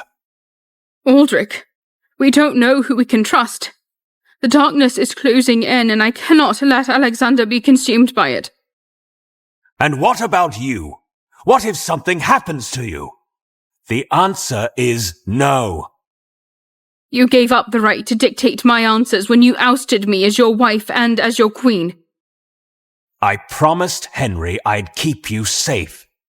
If you leave, I fail him and I fail you. Do you think I want to leave? Do you think I want to uproot my life and flee from the kingdom I once loved? But I have a responsibility to Alexander. Please, don't go. What will happen to Alexander if I stay? He furrowed his brow, but suddenly his forehead unclenched, as if an idea had come to him. The tower. What tower? After Rose disappeared, some of the guards revealed that she had an oracle locked in the southern tower. It's a hidden fortress that not many know about. Even the former queen, it seems. Exactly. It is, perhaps, the safest spot in Elisaria, and it is inhabited by an oracle. I will have the tower set up to make Alexander and the oracle as comfortable as royalty deserves. And then your child will be safely locked away, somewhere he can hide and be safe. And he will be in the care of an oracle who will sense if danger comes to him. It is the safest possible place for anyone. It's where your child deserves to be. I don't know why I didn't think of it earlier. You expect me to believe that the solution to all our problems is a hidden tower with an oracle? I know it sounds improbable, but it's the truth. The oracle's abilities are extraordinary. She can foresee potential threats and protect those under her care. And do you believe this will keep Alexander safe? I stake my life on it, Bronwyn. I will personally ensure that Alexander is well guarded and that the oracle watches over him like a guardian angel.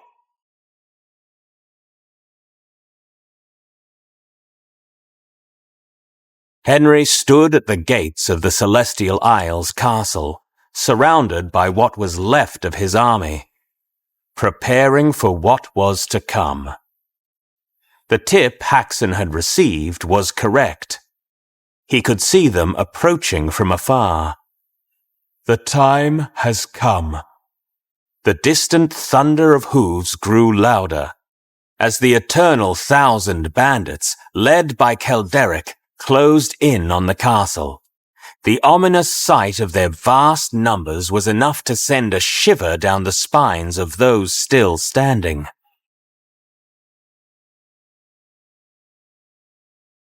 Henry glanced at the few remaining soldiers by his side, a mix of determination and worry pulsating through the air. As the bandits approached, a cloud of dust rose, veiling them in an eerie silhouette. Kelderic, a formidable figure atop his steed, led the charge with a malicious grin. Ha ha ha ha! Celestial Isles, prepare to fall! Henry drew his sword, and the soldiers readied their weapons. The tension in the air was palpable as the clash between the Celestial Isles and the eternal 1,000 bandits became imminent. Steady, everyone. Hold your ground. The bandits thundered closer, their war cries echoing through the air. Henry steeled himself for the impending battle, his mind racing with strategies to protect the kingdom and its people, determined not to let his crippled arm hold him back.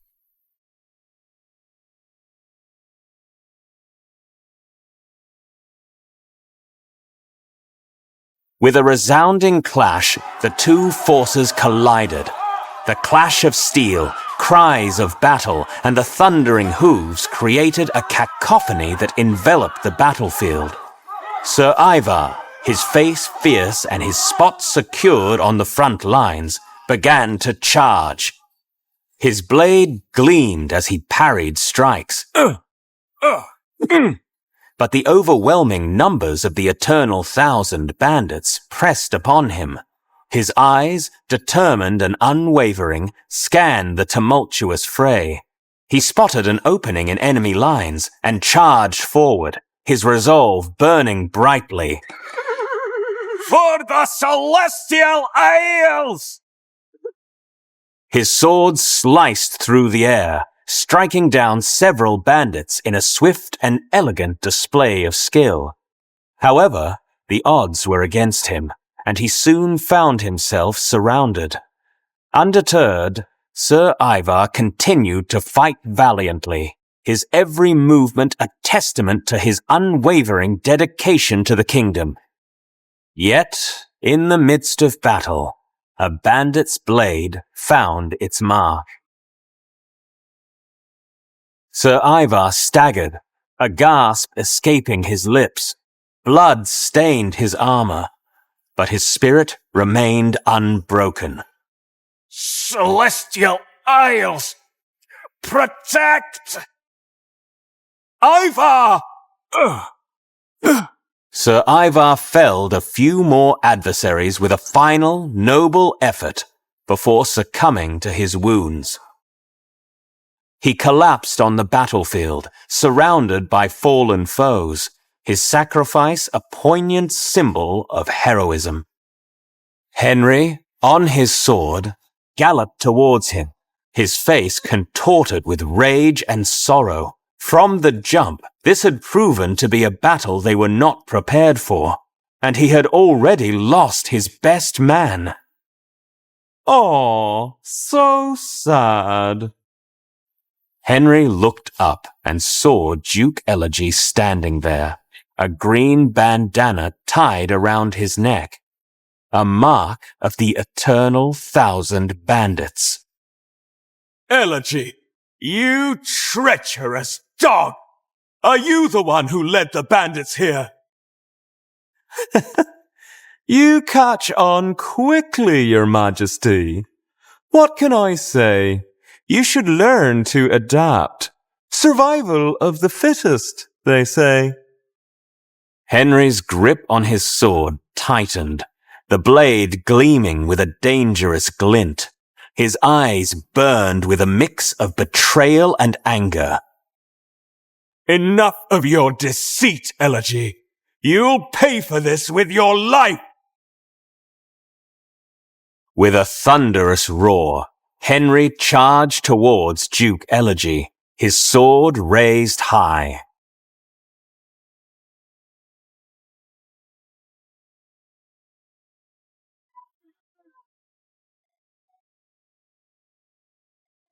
The battlefield was a gruesome tableau of chaos and carnage, a visceral representation of the brutality of war. The acrid scent of blood and sweat mingled with the metallic tang of weaponry. Mangled bodies lay strewn across the torn earth, their lifeblood seeping into the very fabric of the battleground. The ground was churned into a nightmarish mosaic of mud and gore, the remnants of a relentless struggle for dominance. Severed limbs and shattered armor adorned the battlefield like morbid trophies, a macabre testament to the brutality of the conflict. A horse galloped across the battlefield, a bandit atop it, dragging Princess Charlotte by her hair as the horse trotted. Her face contorted into a gruesome expression of pain and fear as she was pulled across the stage set with death. As the man who dragged her neared the front gates, another man readied his sword, and, like slicing through butter, decapitated the Princess of Whitman. The man who held her head swung it around as if in victory. Any of the celestial soldiers who witnessed this vomited at the sight of the princess's brutal demise. The air was pierced with the haunting wails of wounded soldiers, their agonized cries merging with the guttural roars of combat. The wounded writhed in pain, their contorted faces reflecting the horrors they had witnessed and endured. Soldiers fought with feral desperation, their faces contorted with the battlefield stretched before Henry. And his right arm throbbed with each beat of his heart. The weight of betrayal hung heavy as he locked eyes with Duke Elegy, the orchestrator of this treacherous dance. Elegy, I trusted you! Duke Elegy grinned malevolently. The green bandana around his neck, a sinister emblem of the eternal 1,000 bandits, billowed in the wind. His eyes gleamed with a mix of cruelty and satisfaction. Trust is a foolish sentiment, my dear Henry. In this world, only power prevails. Henry parried Duke Elegy's relentless strikes. Each clash of swords reverberated through his body, a painful reminder of both physical and emotional wounds.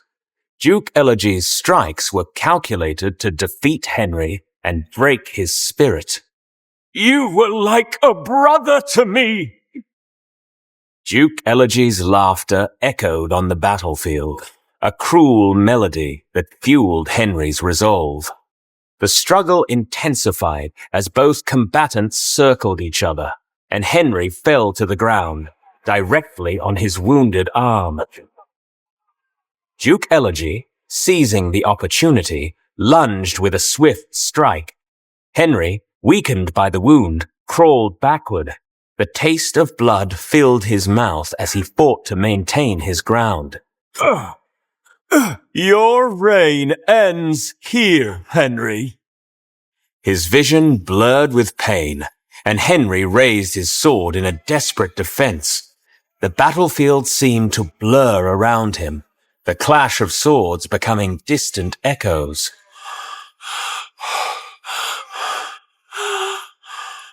The sun dipped low on the horizon at that moment, casting long shadows. A silhouette against the fading light, Duke Elegy prepared for the final blow. Is this the legacy you choose, Duke Elegy? As Duke Elegy plunged his sword towards Henry's chest, the space where he lay flashed in a golden light. He was suddenly gone and replaced with a majestic golden bird. Elegy, consumed by shock, dropped his weapon as Henry tried to fly away. The golden bird, majestic and radiant, struggled to gain altitude. One wing faltered, injured by the Dark Queen. Henry's form wavered in the air, the weight of his wounded body making flight an arduous task. Just as it seemed Henry might succumb to the relentless pursuit of Duke Elegy, a streak of silver darted through the sky. Haxon, in his avian form, emerged with graceful precision. The silver bird's wings beat with a rhythmic elegance, slicing through the air to reach Henry. Haxon circled Henry, his keen eyes assessing the injured wing. The silver bird emitted a series of melodious chirps, a language only understood by creatures of the sky, as if reassuring Henry that help had arrived. Haxon swooped beneath Henry as he faltered, and helped lead him off the battlefield towards the safety of the castle. Gold and silver glints intertwined in the setting sun's light as the two lifelong friends searched for safety.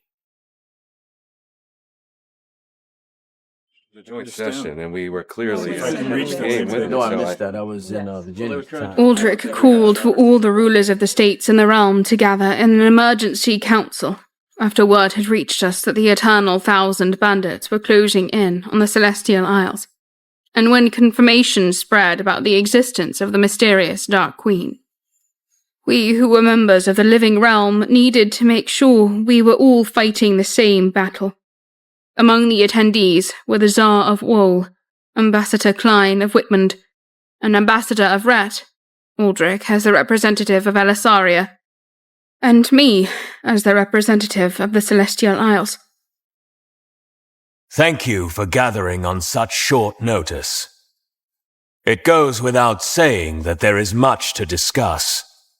Bandits are converging on the Celestial Isles, and this Dark Queen threatens the very fabric of our existence. Noble Ambassador Klein, do you have something to say? Princess Charlotte was left in the Warthorn Celestial Isles. We have no news of her. You were supposed to be leading, Bronwyn. She was abandoned where your brother was supposed to make her his wife.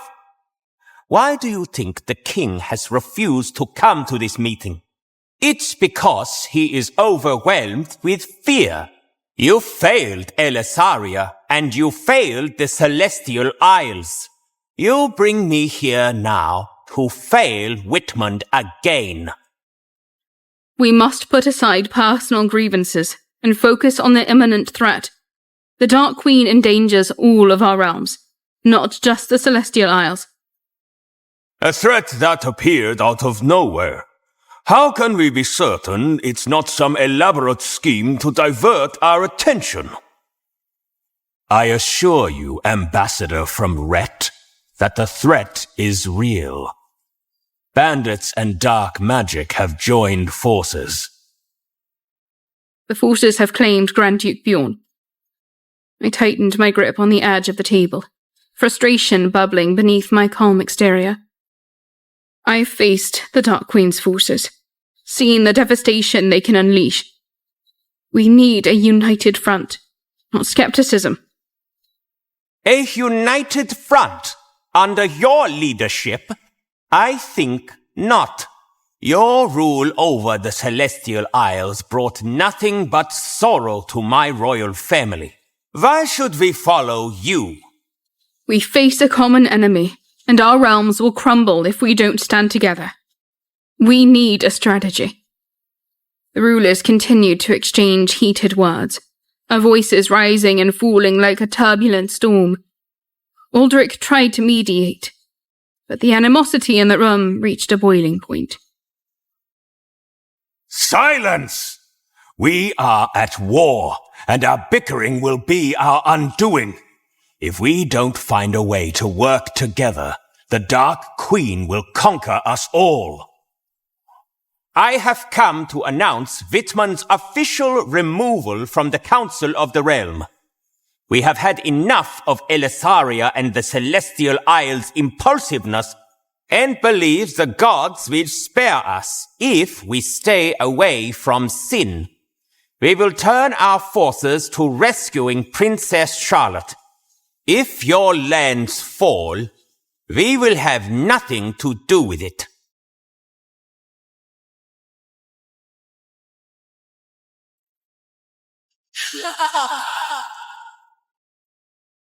Rose opened her eyes to a dimly lit, otherworldly realm. Shadows danced eerily across the landscape, giving the illusion of an ever-shifting reality. She tried to move, but her limbs felt heavy and unresponsive.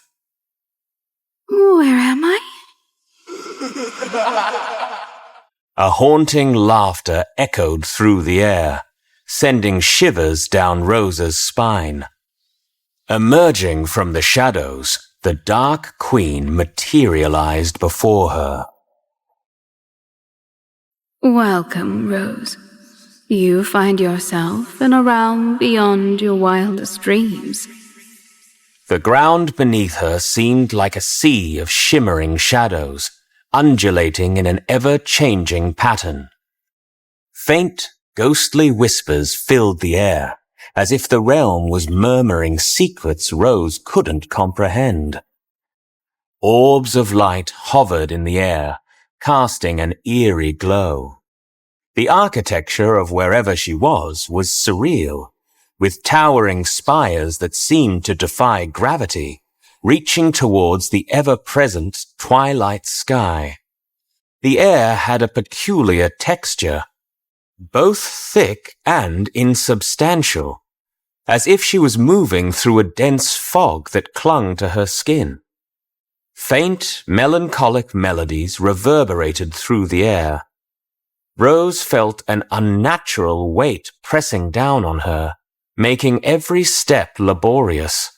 The ground itself seemed to pulse with a rhythm that resonated with the strange heartbeat of the room. She could almost taste the arcane energy that permeated the air, leaving a metallic tang on her tongue. This surreal nightmare, a blend of beauty and horror, left Rose disoriented and apprehensive.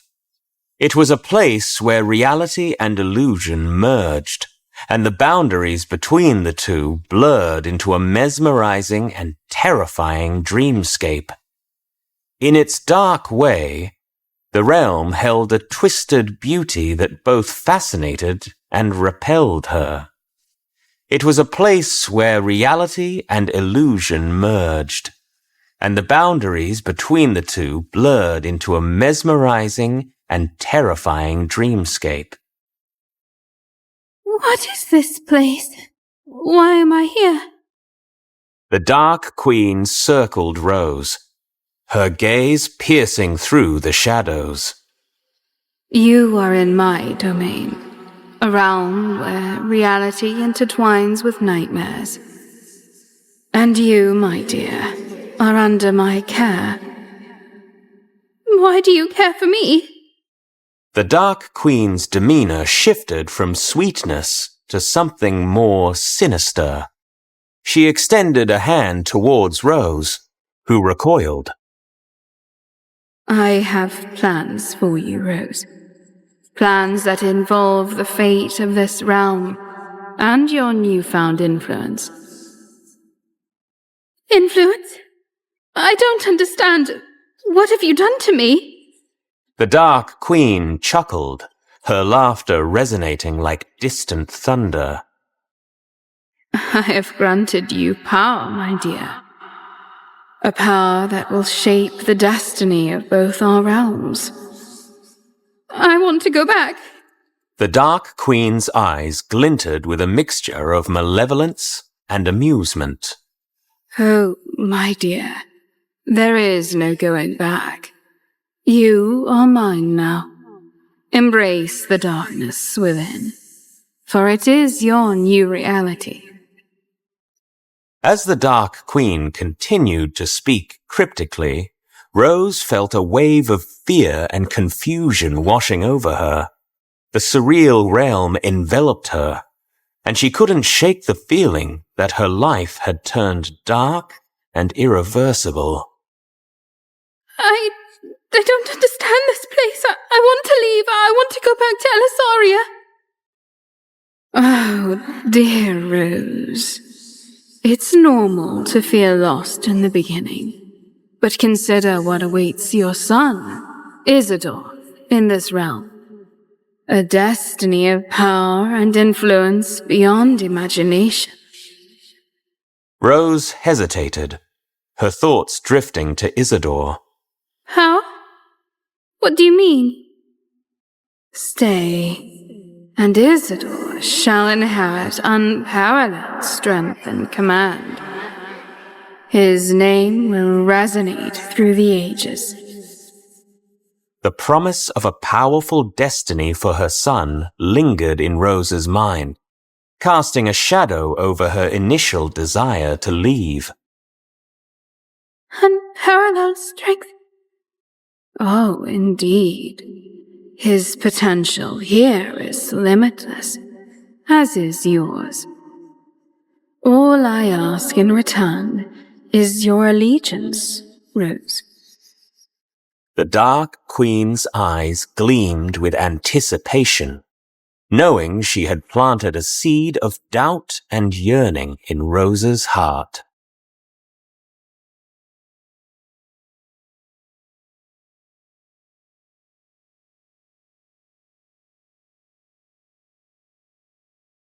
Someone is at the gate! Right over the top! They're everywhere! Who goes there?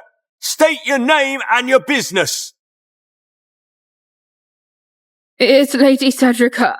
I must speak to my queen.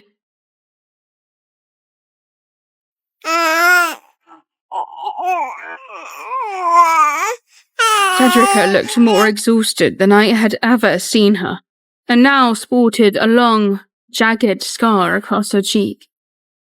She drank the cup of water a servant provided, not stopping until the cup was empty. I'm sorry I could not come sooner. I was attacked in the air and so had to continue on foot. In the corner of my eye, I could see Aldrich pacing, no doubt anticipating troubling news. He paused. Attacked in the air? Never mind that now, Aldrich. Tell me about my brother. He lives. I could not help but let out a sigh of relief. Why is he not with you? He's still trapped at a tower. It's hidden in the woods, one of the old watchtowers converted into a sorcerer's prison. The court sorcerer was kept there as well, along with Dean Edgar of the Academy. Are they all right? Cedrica shook her head, sorrow in her expression. There was some terrible spellcraft at the tower, designed to drain mages of their power and lives. I was succumbing to it when Grand Duke Bjorn found us. He stopped the spell somehow, but the axe, it killed him. My heart broke to hear this news confirmed. I took some small comfort in knowing that Grand Duke Bjorn, who had thought himself such a failure, had succeeded in his final act on this earth. With my magic restored, I was able to escape through the window. But you could not bring Oscar with you. The gap between the bars was too narrow. Aldrich's brow furrowed in confusion. I, however, started to realize the implications of what Cedrica was saying. Am I to understand that, Cedrica, are you a member of the bird-headed tribe? Cedrica looked from me, then over to Aldrich. There's no point in denying it. The bird-headed tribe? It is almost too much to believe. But there are stranger things afoot these days. Yes, stranger indeed. I saw something during my escape. It was night and I did not get a clear look, but I saw some sort of giant at the tower. 'Cause it was a monster. Was this what attacked you? No, that was a bat, but no ordinary bat, it was undead. This sorceress may have all manner of such creatures at her disposal. The spell I spoke of before not only drained our powers, it seemed to be able to raise the dead. They will beg for death. What is that, Your Majesty? It is something the Dark Queen told me in my vision. She said they would beg for death. Perhaps this is what she meant, that she could turn the dead against the living. Aldrich frowned, deep in thought. He brought his hand up to his throat and grimaced as if remembering something unpleasant. You have seen Viscountess Verdi, yes? On 2 occasions now. Once many months back, but this last time she seemed more present, somehow. Stronger. I, too, have seen a spectre of the past. Sir Artemis spoke of revenants. I've heard of those. Aldrich crossed to the window, looking out across the palace grounds to the capital beyond the wall. For all that we know, we are not alone in encountering such phantoms. The power of this dark magic may have thinned the veil between our world and the next. The more the veil thins, the stronger these beings become. We must stop it.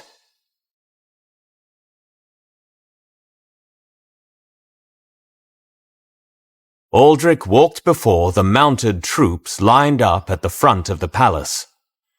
You have your orders. Hurry to the tower in the woods and rescue Sir Oscar Troby. Aldrich turned and pointed to Skylar, who was mounted on her steed. Our sorceress, Skylar, will join you. There are strange magics that must be investigated. Go now. Make haste. You heard the king. Let us ride! I will not let you down, my king. I know you will not, Skylar. May the gods protect you. Yeah.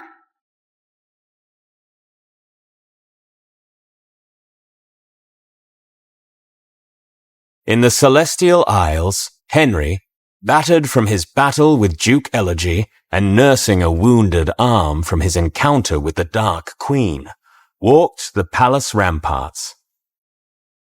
Pillars of smoke rose into the sky as he watched farms and homes at the edges of the capital burning. Even at this distance, he could see the multitude of bandits, like an army of ants, covering the fields and making their way toward the palace.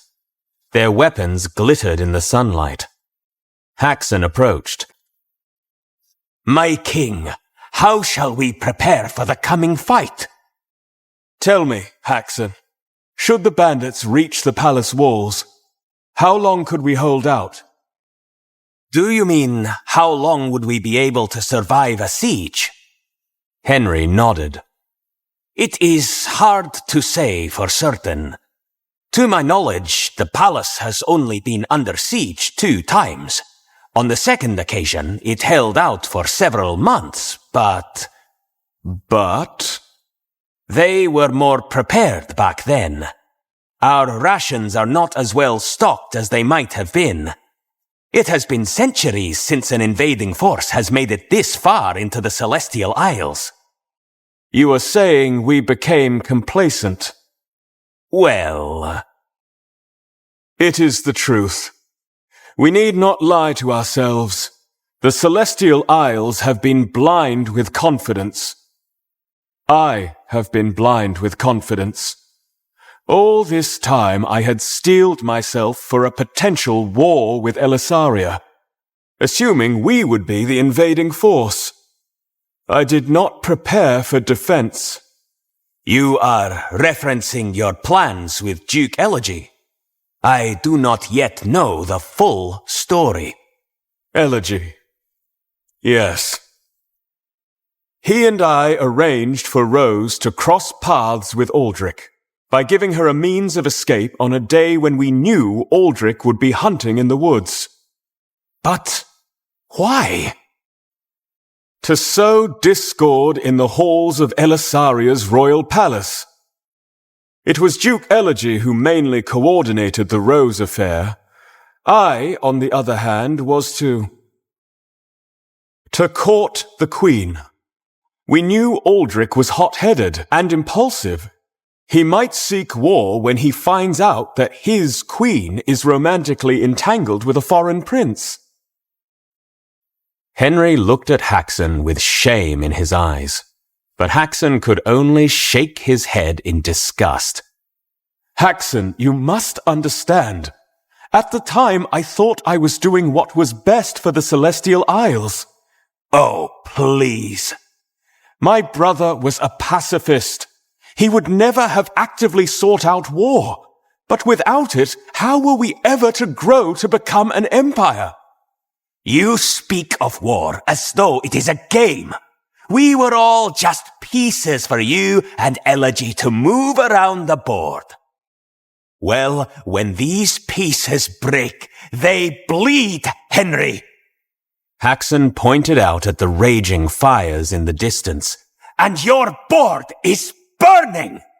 I know! With all you have done, I cannot believe you love your queen. I do! I truly do! That is why I could not go through with the rest of Elegy's plan. Did you not? Maybe this was his plan. Perhaps he expected you to fall in love. Maybe this whole endeavor was a means to weaken Elysaria and both our kingdoms. You are right. My actions have compromised us all. I thought we could take Elysaria, but now it is our only hope. Henry stared off into the distance. Give the order to evacuate. Are we abandoning the capital? I will not further jeopardize the lives of these good people. We will retreat and seek refuge in Elysaria. Very well.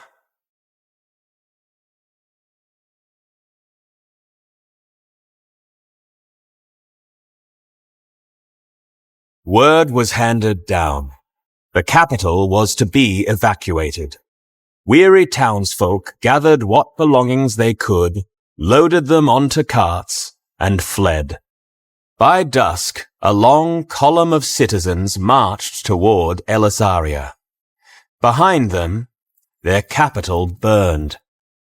Henry, against his knight's protestations, brought up the rear of the caravan. He watched the flames take the city he loved. The fire reflected in his teary eyes. Then he turned away and looked back no more.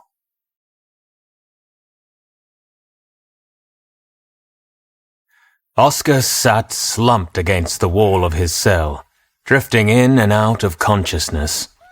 It had been days since he had had any food, and nearly 24 hours since his last drink of water.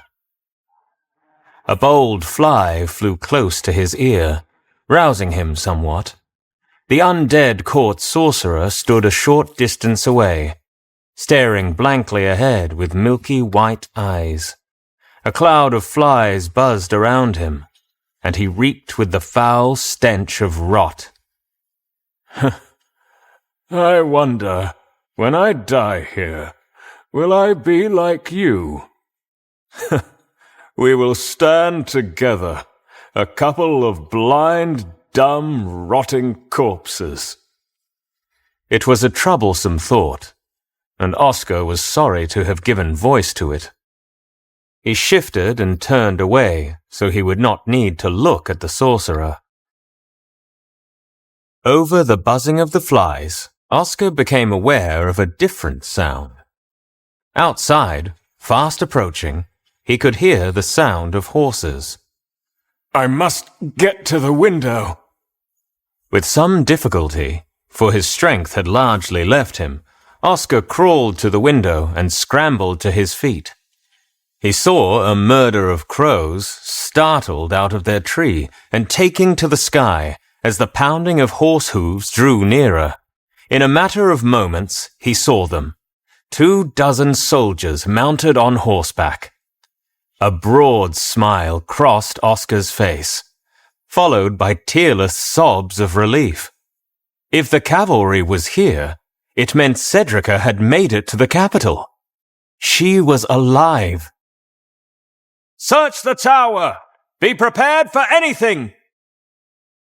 He could hear the men battering open the door several stories below. Dear gods!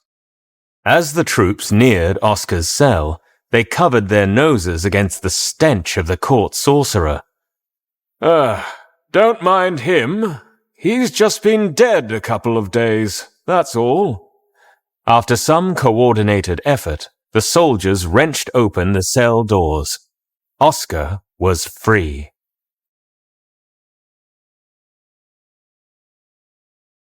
While soldiers searched the tower, Schuyler approached the shattered remnants of the stone obelisk, which had been hurled from the top of the structure.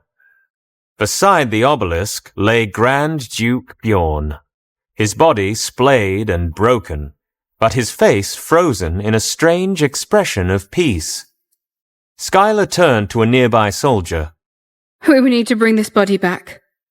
She knelt beside the body, examining it. She could see signs of spell damage in areas where his skin was charred. Schuyler pulled out a notebook and a piece of thin charcoal. She began taking notes. The Grand Duke's body shows signs of sustaining strong blasts of magical energy. The fact that the body remains in the place where he died indicates that the necromantic effects in the area have been dispersed or destroyed. She turned her attention to the pieces of the fallen stonework. Her fingers traced over the runes that Grand Duke Bjorn had scratched and defaced. Ancient runes on the stone structure have been damaged and rendered ineffectual.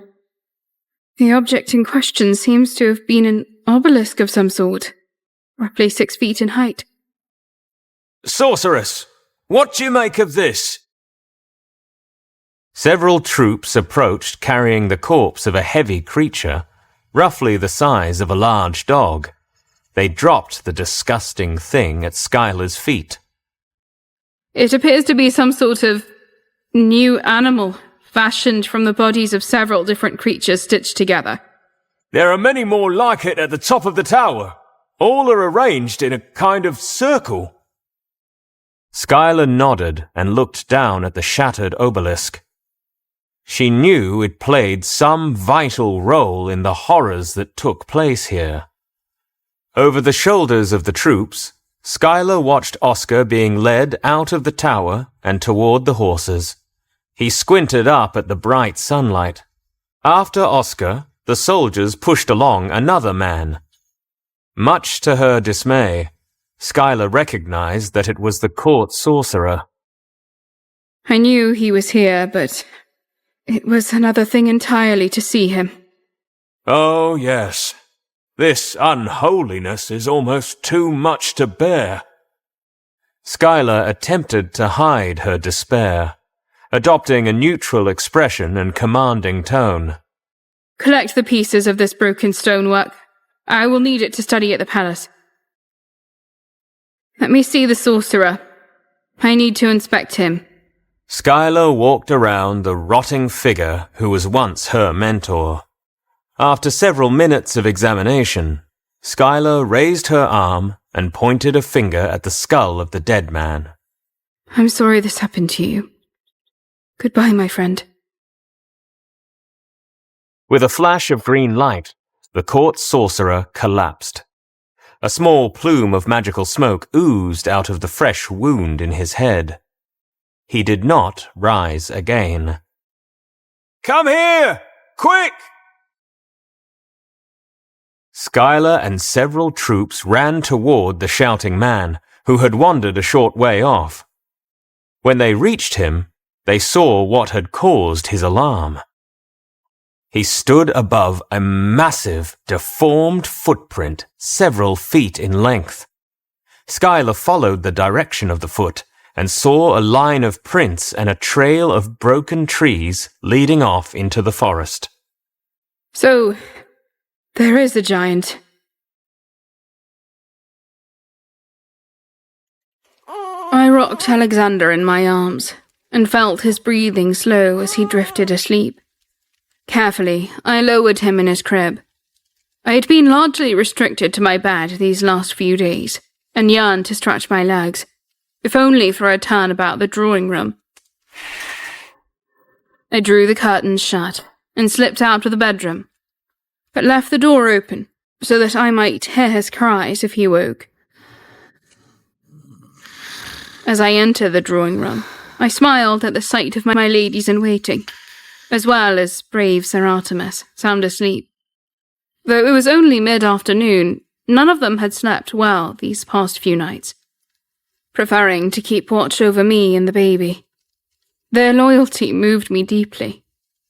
Not wanting to wake them, I stepped lightly and carefully through the room until I reached the window. I gazed out at the palace grounds below. It was strange that, with so much evil on the horizon, the afternoon seemed so normal. Birds chirped and carried on about their business. The flowers flourished in the gardens, and soft, billowing clouds drifted in a perfect blue sky. It was a beautiful sight to behold, and I cherished it like one cherishes a pleasant dream. It could not last. A harsh reality would be waiting for us when we all finally awoke. I stepped away from the window and decided I would return to my bed after all, despite the warmth of the afternoon sun pouring in from outside. I felt a sudden chill as I neared the bedroom door. Hadn't I left the door open? I was sure I had, and yet it stood shut before me. I suddenly regretted having drawn the curtains, for it made the room dreadfully dark as I peered in. Still, there was light enough for me to see the deathly pale woman standing over Alexander's crib. Such a lovely baby. I told you I wanted to hold him. I saw to my utter horror that Alexander was not in his crib. The ghost rocked gently back and forth, her back turned to me. I knew she held my child. Let him go. He is so little, so soft, so fragile. I said let him go. I felt my fingers tingle with icy magic. Fear and rage mixing within me. I needed to save my child.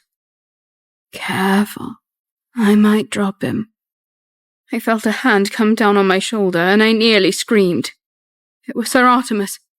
He pointed to the curtains. Yes, this foul thing had come in the darkness. Maybe it would vanish in the light of day. I slowly, carefully waved my hand. Cool wind blew, building in strength. Such a pretty baby.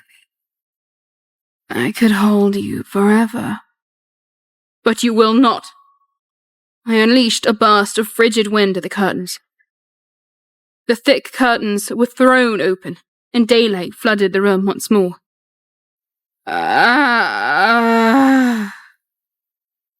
She was gone, and Alexander, suspended in mid-air, fell. Though he was an old man, Sir Artemis moved with the swiftness of a 20-year-old. He leapt, catching Alexander before he could hit the ground. Is he all right? Quite all right. Just startled is all. I rushed to them and took Alexander in my arms as Sir Artemis climbed slowly to his feet. Thank you. Thank you.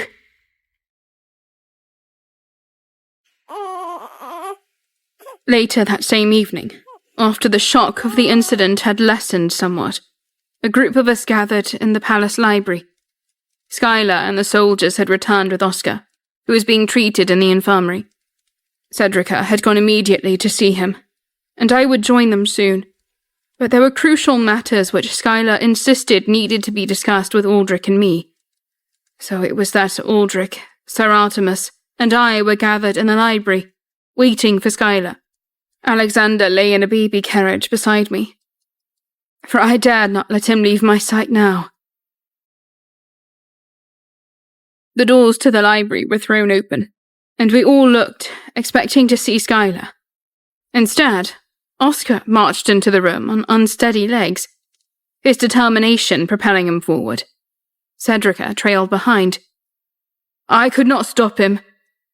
Oscar stepped right up to me and wrapped me in his arms. I hugged him tight. I was so worried.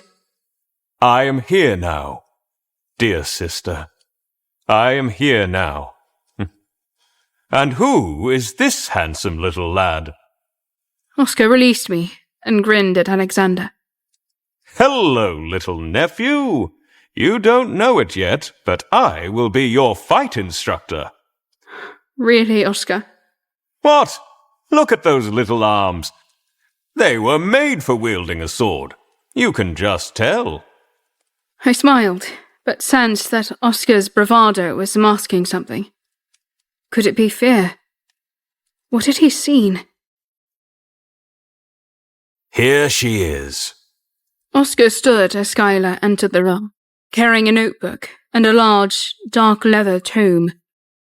She set the tome of necromancy down and flipped it open.